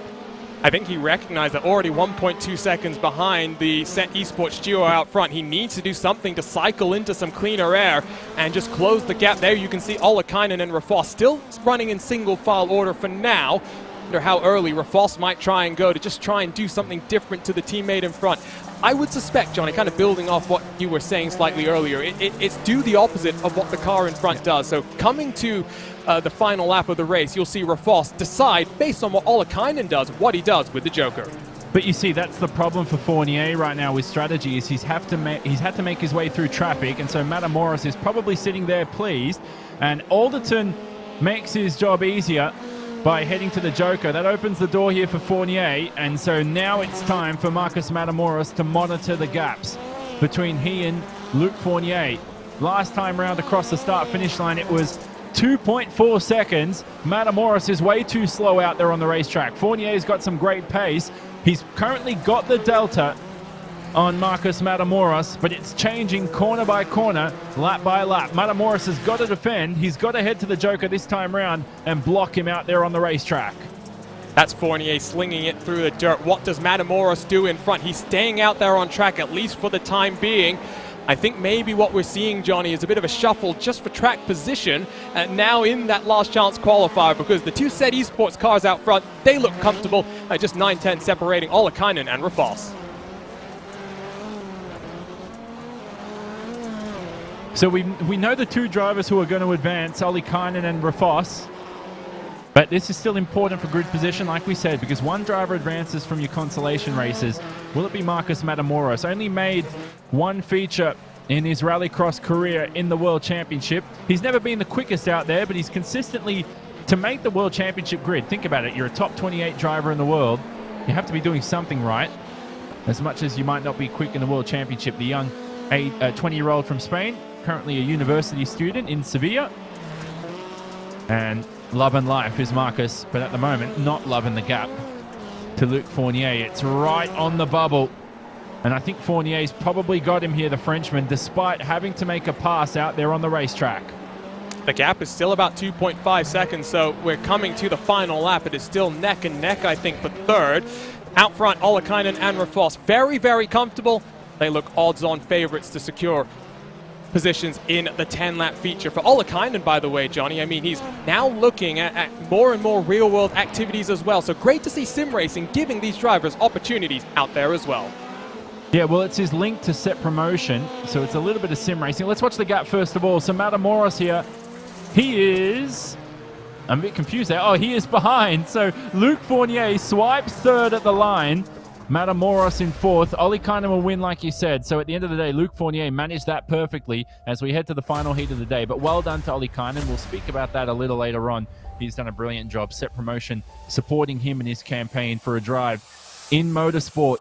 Same for Tommy Horman. Same for a lot of them. Maybe a future for Jacob Rafos as well, the young Scandinavian. So there are the results. Top two advance. Everybody else to the feature. Grid for Heat 4. Killian Del Olmo will start up ahead. He's very quick in rallycross cars. His brother's also in this heat as well. Former World Championship race winner Garrett Lowe will start from third. Michael Romanidis in his first event, also on the front row.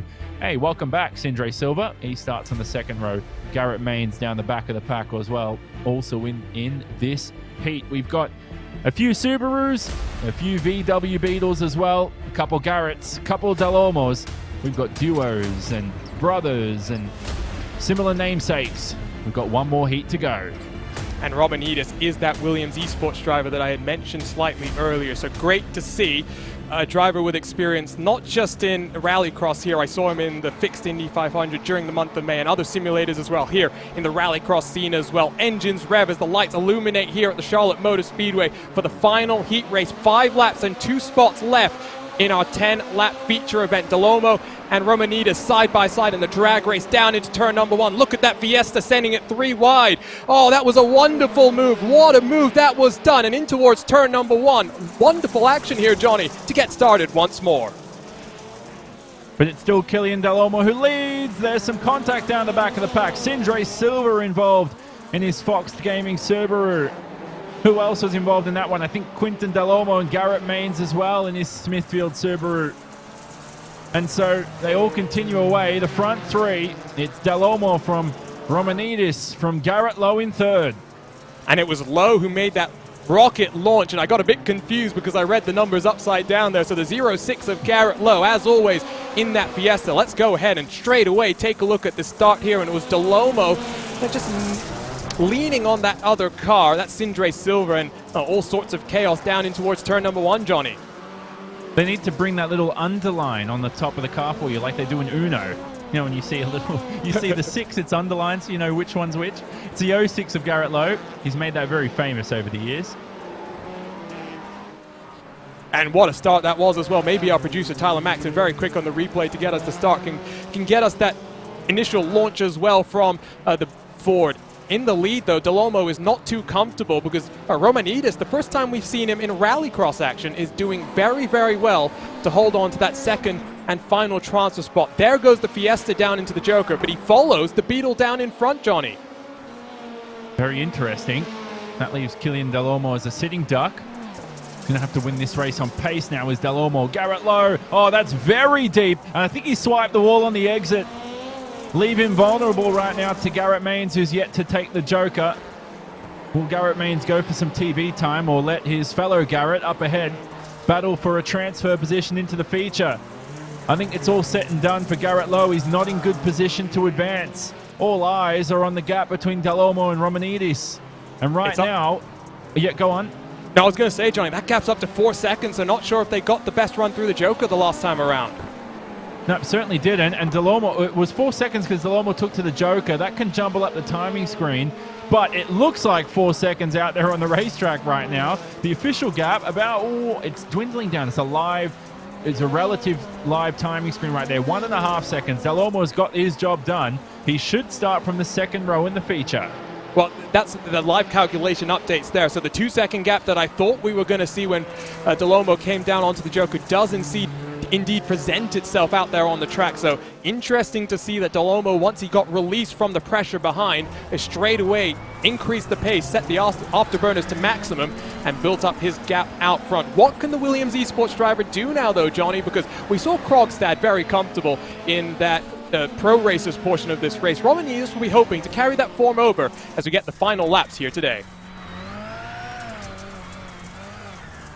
Catch a glimpse of his driving style as well. Michael Romanidis.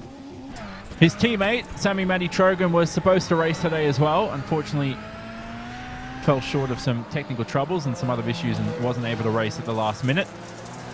Weren't able to see our 2019 world champion of Rallycross racing here. Haven't seen Mitchell de Jong all series. Hopefully he'll be back for Rallycross in the World Championship later on. Very surprised he's only got one World Championship to his name. We know what happened in 2019. Should have won that one.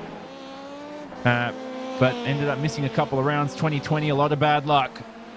Del Olmo wins though. Romanidis, well done to him. He advances to the feature in his first All-Star Invitational. And for Sammy Matty Trogan, he'll be in action this coming weekend in the 24 Hours of Nürburgring alongside the Walkenhorst Motorsports team. We wish him the best of luck and we'll be cheering him on as well. So the heat races have come to a close. And now we get ready for those last chance qualifiers. Del Olmo wins by 2.1 seconds over IRX newcomer Michael Romanidis. Garrett Lowe, Quinton Del Olmo, Garrett Maines, and Sindre Silva, heading to that last chance qualifier. Let's bring up the grid then for the first of them. It'll be Bill Holman, Luke Fournier, and Jarno Leskinen on the front row, with Marcos Matamoros and Christian Rafos on the row number 2. Adam Alderton had a very good launch in his heat race. What can he do once more from inside of row number 3? Well, he'll have Luke Krause and Daniel McCauley for company. So 8 cars ready to go. And Johnny, unlike what we saw with the pro drivers, because we've had 4 heat races, just one of these drivers gets into that 10-lap feature. Yep, certainly. Green light's about to go here. Drivers about to be told to look at the lights, and they will race for 7 of these drivers will be the final time today at Charlotte. So here we go, still waiting for the time to roll down. Here we go. the final opportunity for some of these cars to compete in the IRX All-Star Invitational for 2021. There's a jump start from Matamoros, I would have to think. Excuse me, that's Fournier with a jump start. And, well, he's going to have to, I guess, bring that car down onto pit road and retire from the race. Wonderful launch around the outside, though, for Leskinen. Contact's made, and in through the first corner, it's going to be Matamoros that takes full advantage of the situation, Johnny, to lead lap number 1. That's a ridiculous start to this one. So you've got Fournier, who leads this race. He'll be disqualified later on for that false start. That was by a country mile. Almost reminds you of this race I saw in V8 Utes a few back at Phillip Island. My mate Chad Nalon commentated on that one. Driver false started the race by, I think, 10 seconds. Ended up being, I think it had a drive-through penalty, which was a very minor penalty for that one. Fournier will be out of this one. He'll receive a penalty. And so that means the lead is currently with, you have to say, I'm just looking at my timing screen. Bit confused right now. I think it's Billy Horman, but I don't think it's updated officially.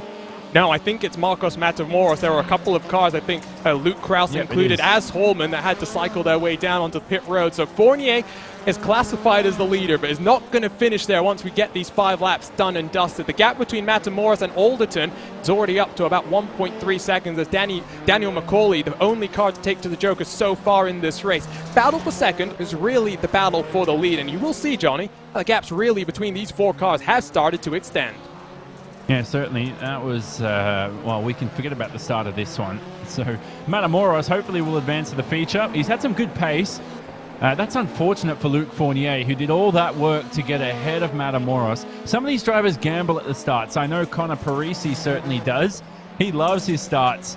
He reckons it's his best chance. And so we saw him false start at Brands Hatch, Connor Parisi. But I think it's more, you're more likely to get that wrong than you are correct by guessing the lights. It's very random. And you might as well just rely on your pace and try and work on that. But for Fournier, that was ridiculous. Either his hand slipped or something went on. I don't want to speculate because most of the time you're wrong when you do.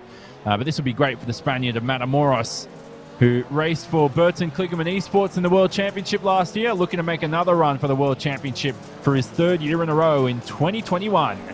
And still driving the E-Racer Beetle for the Burton Kligerman Esports team as well. This is further back in your pack, Holman and Christian Rafals. None of these cars really in contention here, as Alderton, I think, took to the Joker that last time around, so the gap between him and Matamoros has ballooned up, at least for the time being. We'll see the next time around if Matamoros responds. Talking about the start here, Johnny, we start on that main straightaway where there is no dirt of any kind, and we've seen a couple of drivers really hook up their launches. There must be something they're doing very well, and drivers clearly are going to have to practice that as we head into the World Championship season.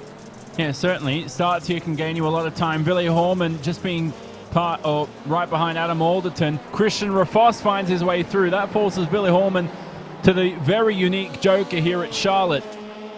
And so this is a battle for nothing because, like we said, Fournier, well, it says he's going to advance. Excuse me, I got confused by the timing screen. Marcos Matamoros will advance because Fournier will have a plus 30-second penalty. But like you said, the starts here are oh so important.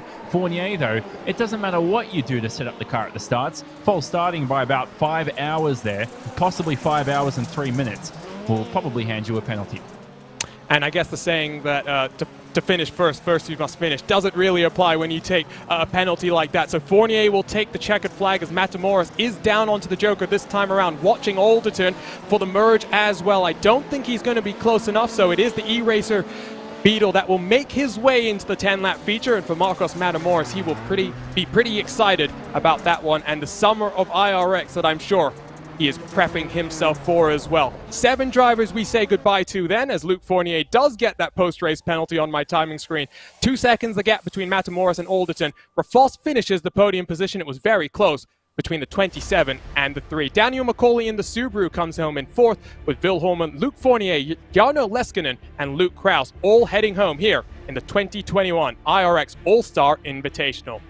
The second of the last chance qualifiers is ready to go. And guess who's on pole position here, Johnny? It's John Robertson. It's a cosmopolitan field. You've got drivers from all over the world. And that's the brilliant part about virtual racing. Despite a pandemic, don't need to worry about travel costs, none of that stuff. Look at the rest of the grid on screen and pick your favorite driver and root for them. for this final consolation race of the day. 5 laps of action coming up. A joker for the drivers too. One driver will advance. John Robertson in position, but it's all about the starts here at Charlotte. That's what we've learned, because overtaking has proved very difficult.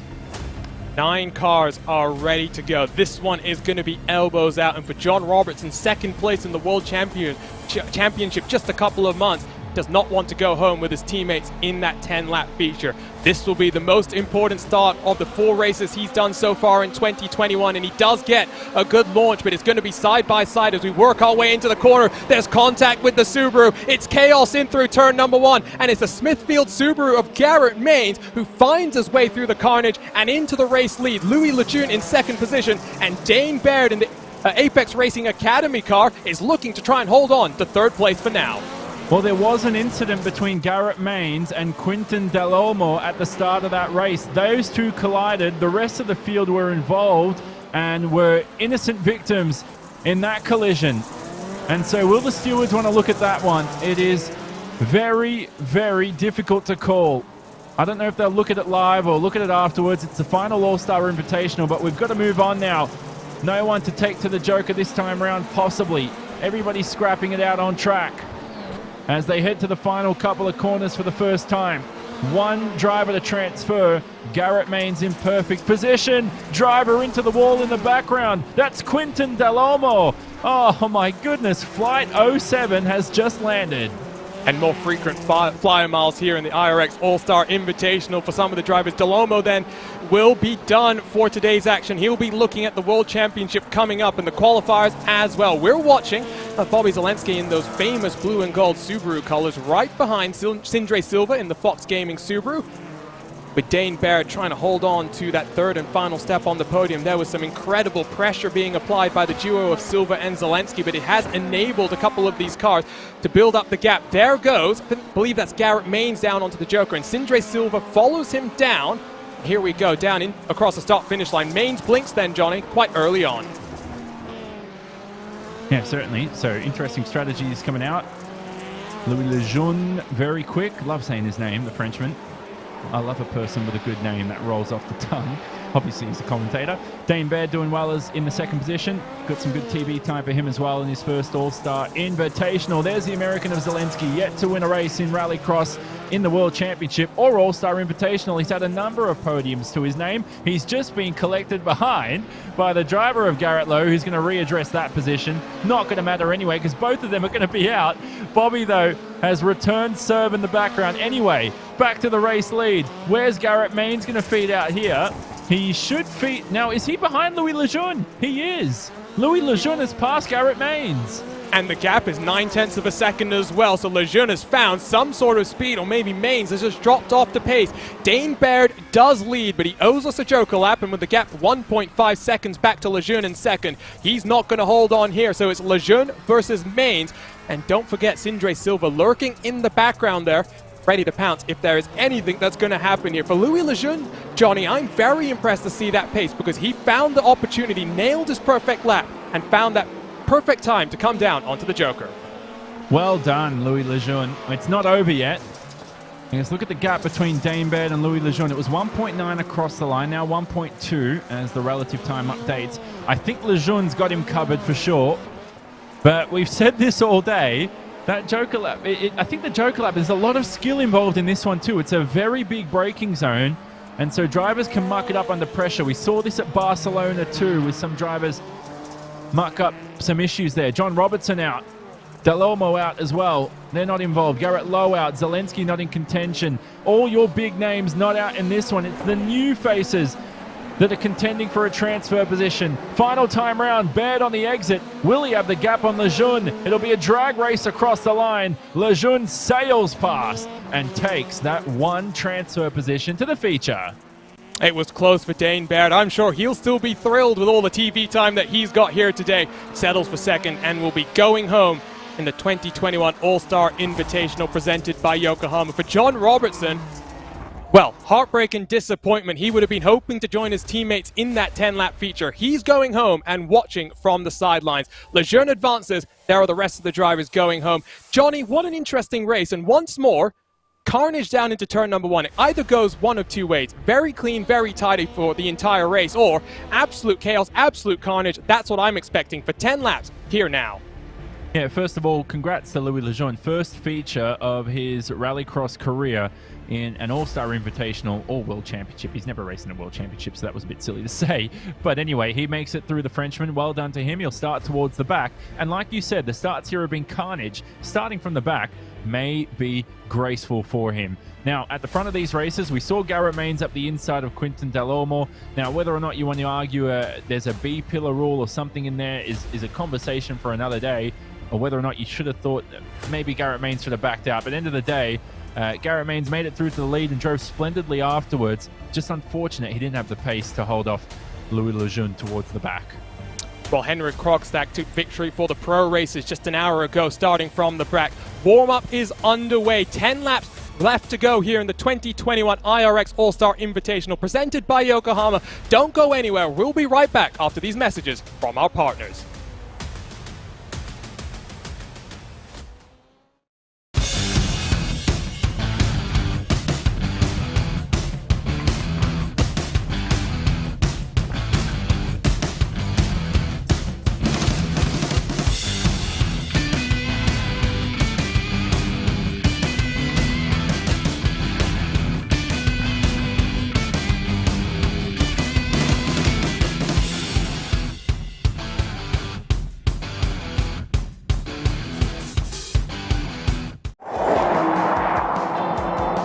Today's new cars have upwards of 100 computers in them, and a dashboard rivaled only by a commercial airliner.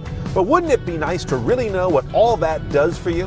At Roadshow, we demystify the world of modern transportation with reviews of your next car, the latest news on what's changing the industry, and videos covering every screen and every new feature you'll encounter in the driver's seat.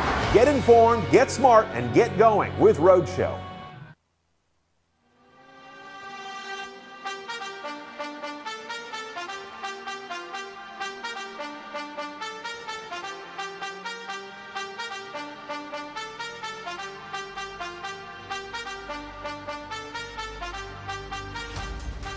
Ten more laps of action in the 2021 IRX All-Star Invitational presented by Yokohama. There's one thing that separates first place from the rest of the pack: the finish line. High-performance, race-inspired Yokohama Advan tires give you the drive to win. Discover Advan at yokohamatire.com. The NASCAR next-gen cars are here, and you can try them today on iRacing. Now's the time to get into the action with the future of NASCAR, iRacing Rallycross, or any other form of racing you can imagine. New memberships are 40% off. Sign up now at iRacing.com/membership to get started.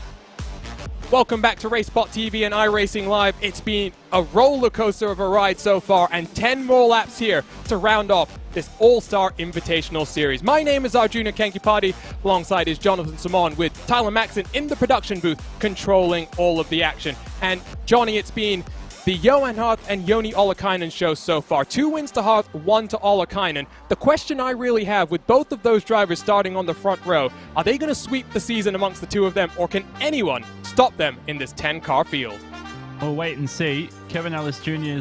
looked quick, managed to find some good pace during the races, and despite overtaking being very difficult, if Kevin Ellis Jr. can find his way into second, will he be able to jump Johan Hart through the Joker strategy? That's what we'll look out for in the race. Although it's 10 laps this time round, we know that if you leave Johan Hart or Ollikainen on their own on the racetrack, they can lap away with style. Now, what we saw at Atlanta a few weeks ago was one of the most cracking scraps for victory between Hart and Ollikainen. This time you've got Ellis Jr. in the way, Delormo, don't forget Hallman starting from the second row, and let's not forget some new names down the back of the pack. Louis Lejeune in his first feature race, Michael Romanidis, the driver from Greece, starting in 8th as well. You've got young guns in Jake Robertson and Jacob Rafos. They're not even 18 years of age.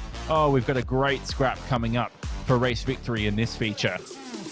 And it's the final time these cars will be in action before the World Championship season really kicks off. More details about the iRacing World Championship qualifiers are coming soon, but what we can talk about now, a standalone qualifying series for the very first time that will run in the same time slot as the World Championship will run later this year. 10 drivers are already locked in, and your chance starts this summer.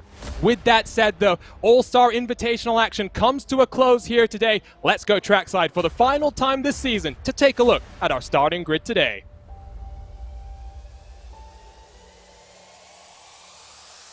So the Frenchman, Johan Hart, the iRacing Rallycross champion, will take us to the green flag alongside his teammate Kevin Ellis Jr. and his rival, Joni Ollikainen. Killian Delomo will line up inside of Tommy Holman on row number 2, with Jake Robertson, Jacob Rafos, and Michael Romanidis on row number 3. Final row of this grid, and it's Marcos Matamoros and Luis Lejeune, the two cars making their way in through these last chance qualifiers. And Johnny, 10 cars, you said it just before we went to that break, you might want to be on the final row of this grid.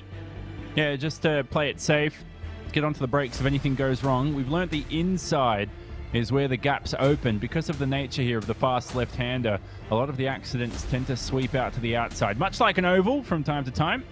And if you're Louis Lejeune starting from the back, you want to sweep up the inside of Matamoros possibly, who's in great position. About to go here, 10 laps of action, one joker for the final time this series. The first time we get to see these drivers take to this track competitively. It's going to be on the World Championship schedule. We cannot wait to get underway with that. But first, 10 more laps of action.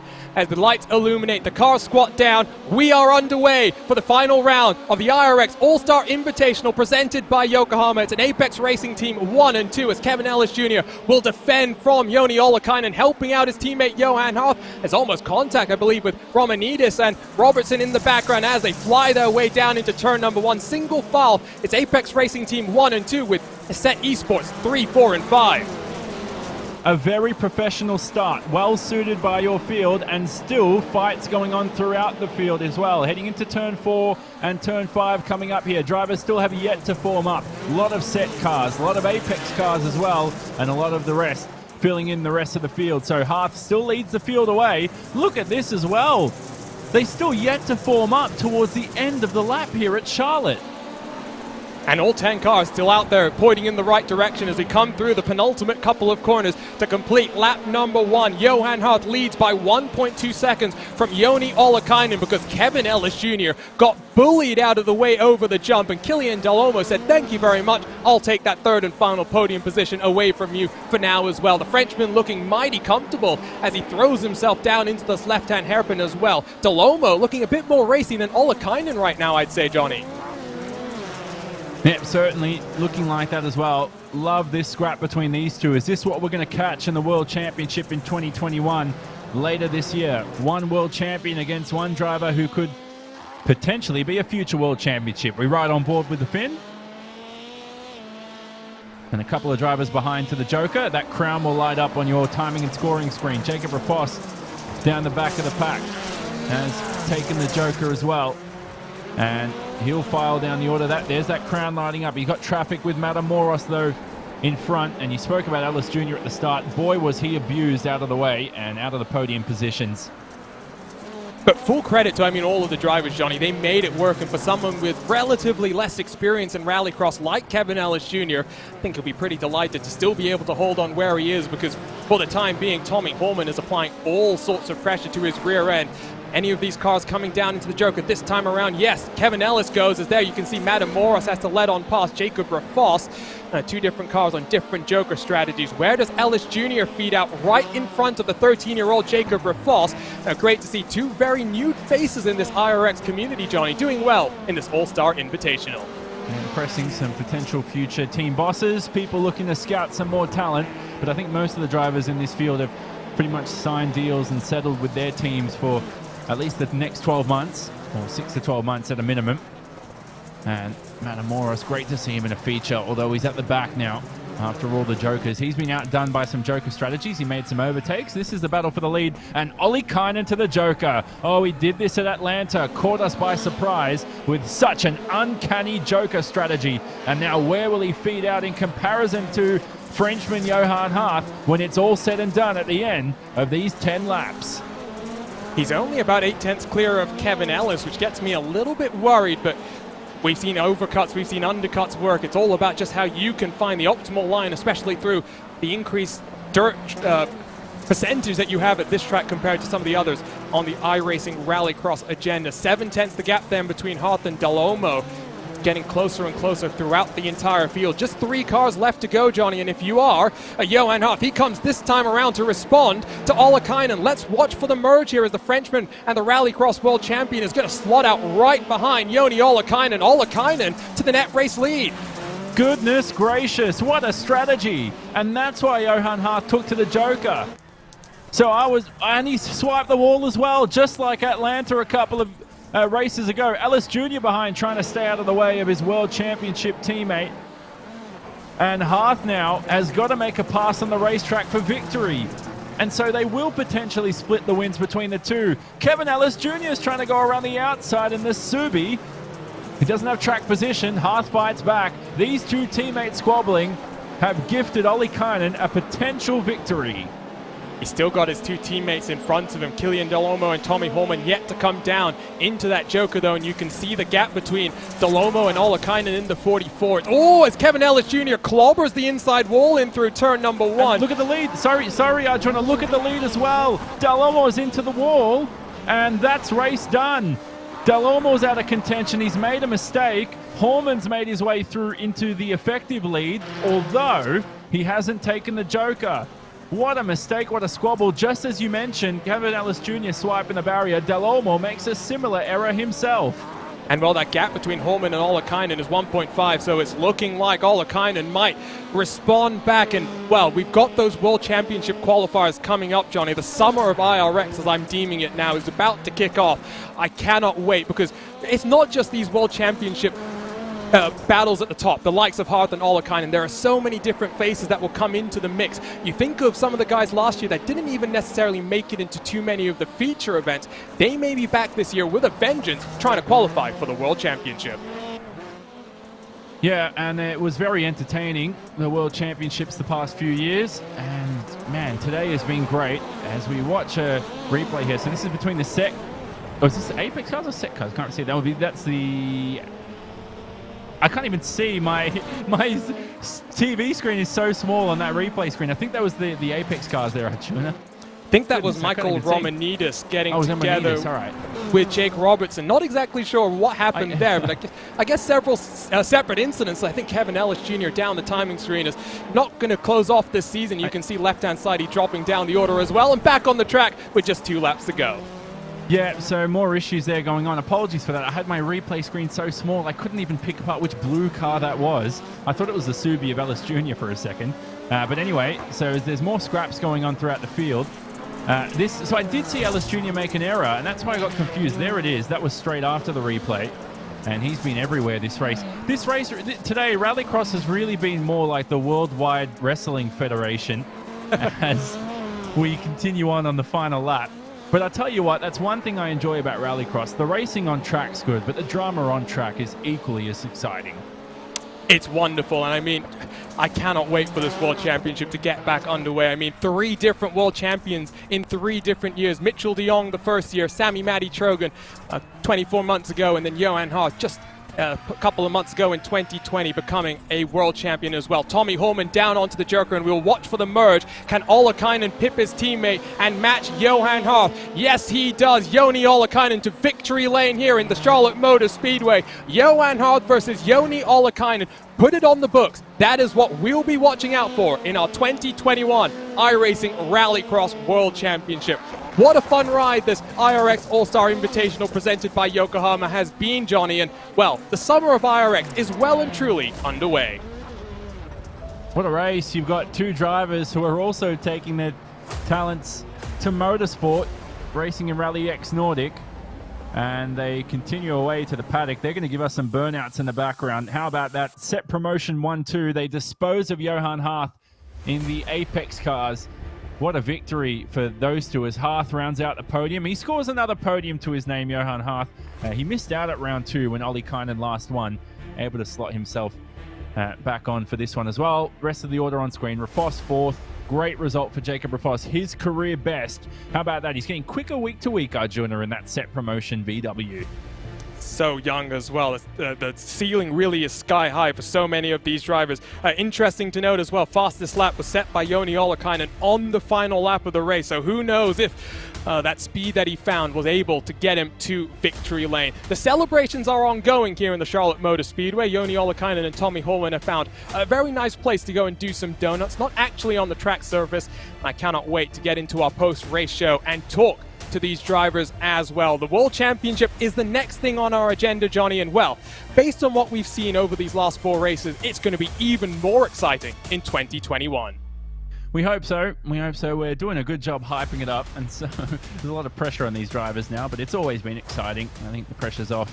Every year of Rallycross, I've enjoyed it since the inaugural race back 2018 at Daytona, as we watch the set car of Joni Ollikainen celebrate his second victory with teammate Tommy Holman. Those two are good friends as well, and they continue on racing and impressing the two young Finns as they continue on in this World Championship, showing us that they are a force to be reckoned with.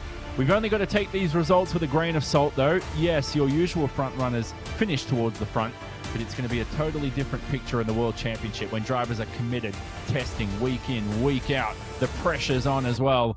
The return of potentially Mitchell de Jong to the World Championship too. Bobby Zielinski, who actually puts in some practice, will be up there as well. And the Delormeau brothers have certainly got quicker week to week too. Oh man, I'm looking forward to it. Going to speak to your top 3 in a few moments' time. And Joni Ollikainen, well done to him.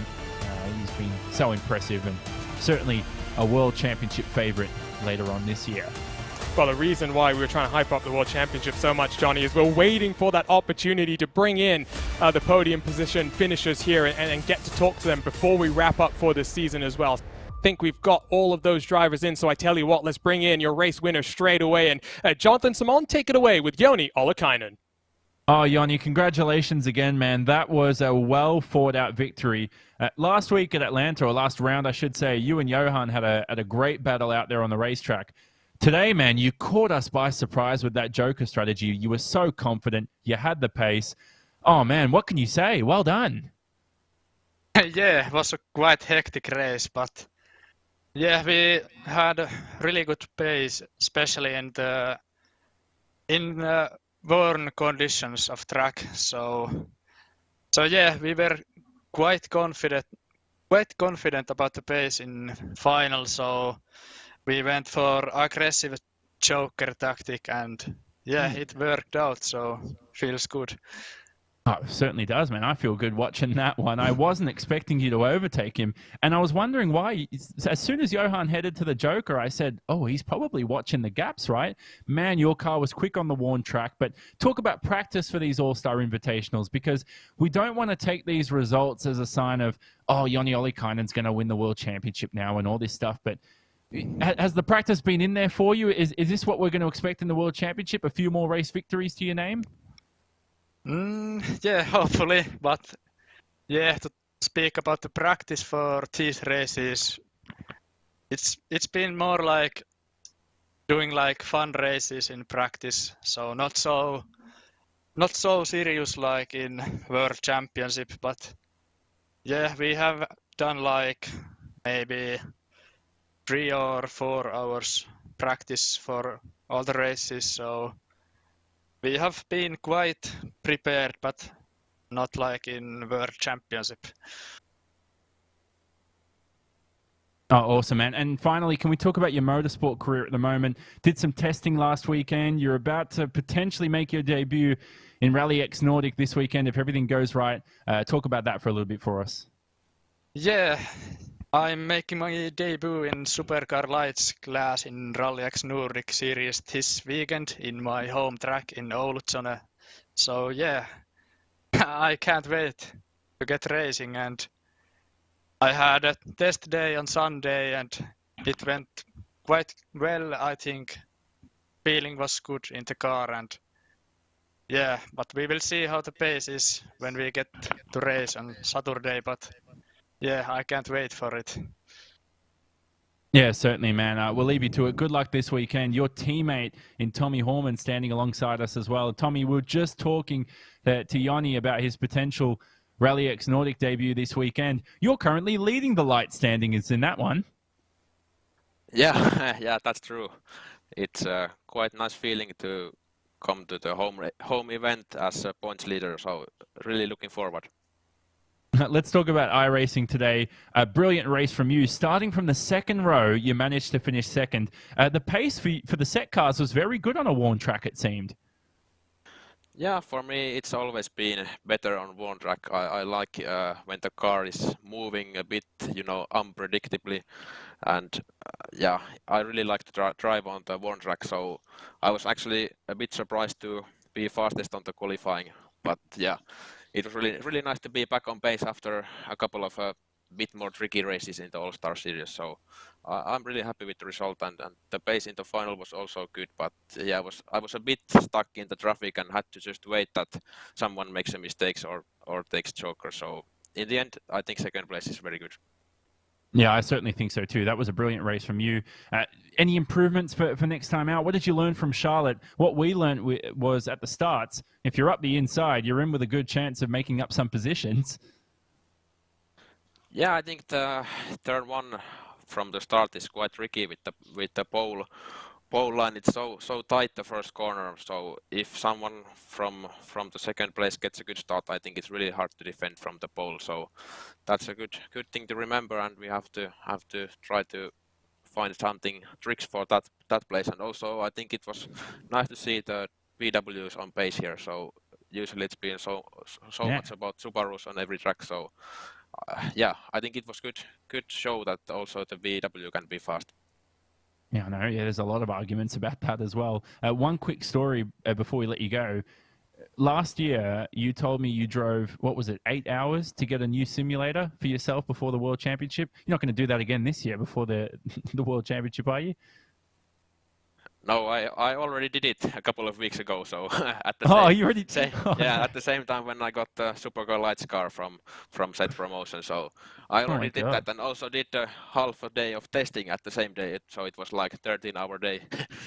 So yeah, and it was just a couple of days before we left to Denmark for the RallyX Nordic Round 1. So it was quite a mess. But yeah, I got the simulator now, so more relaxed time before the World Championship now.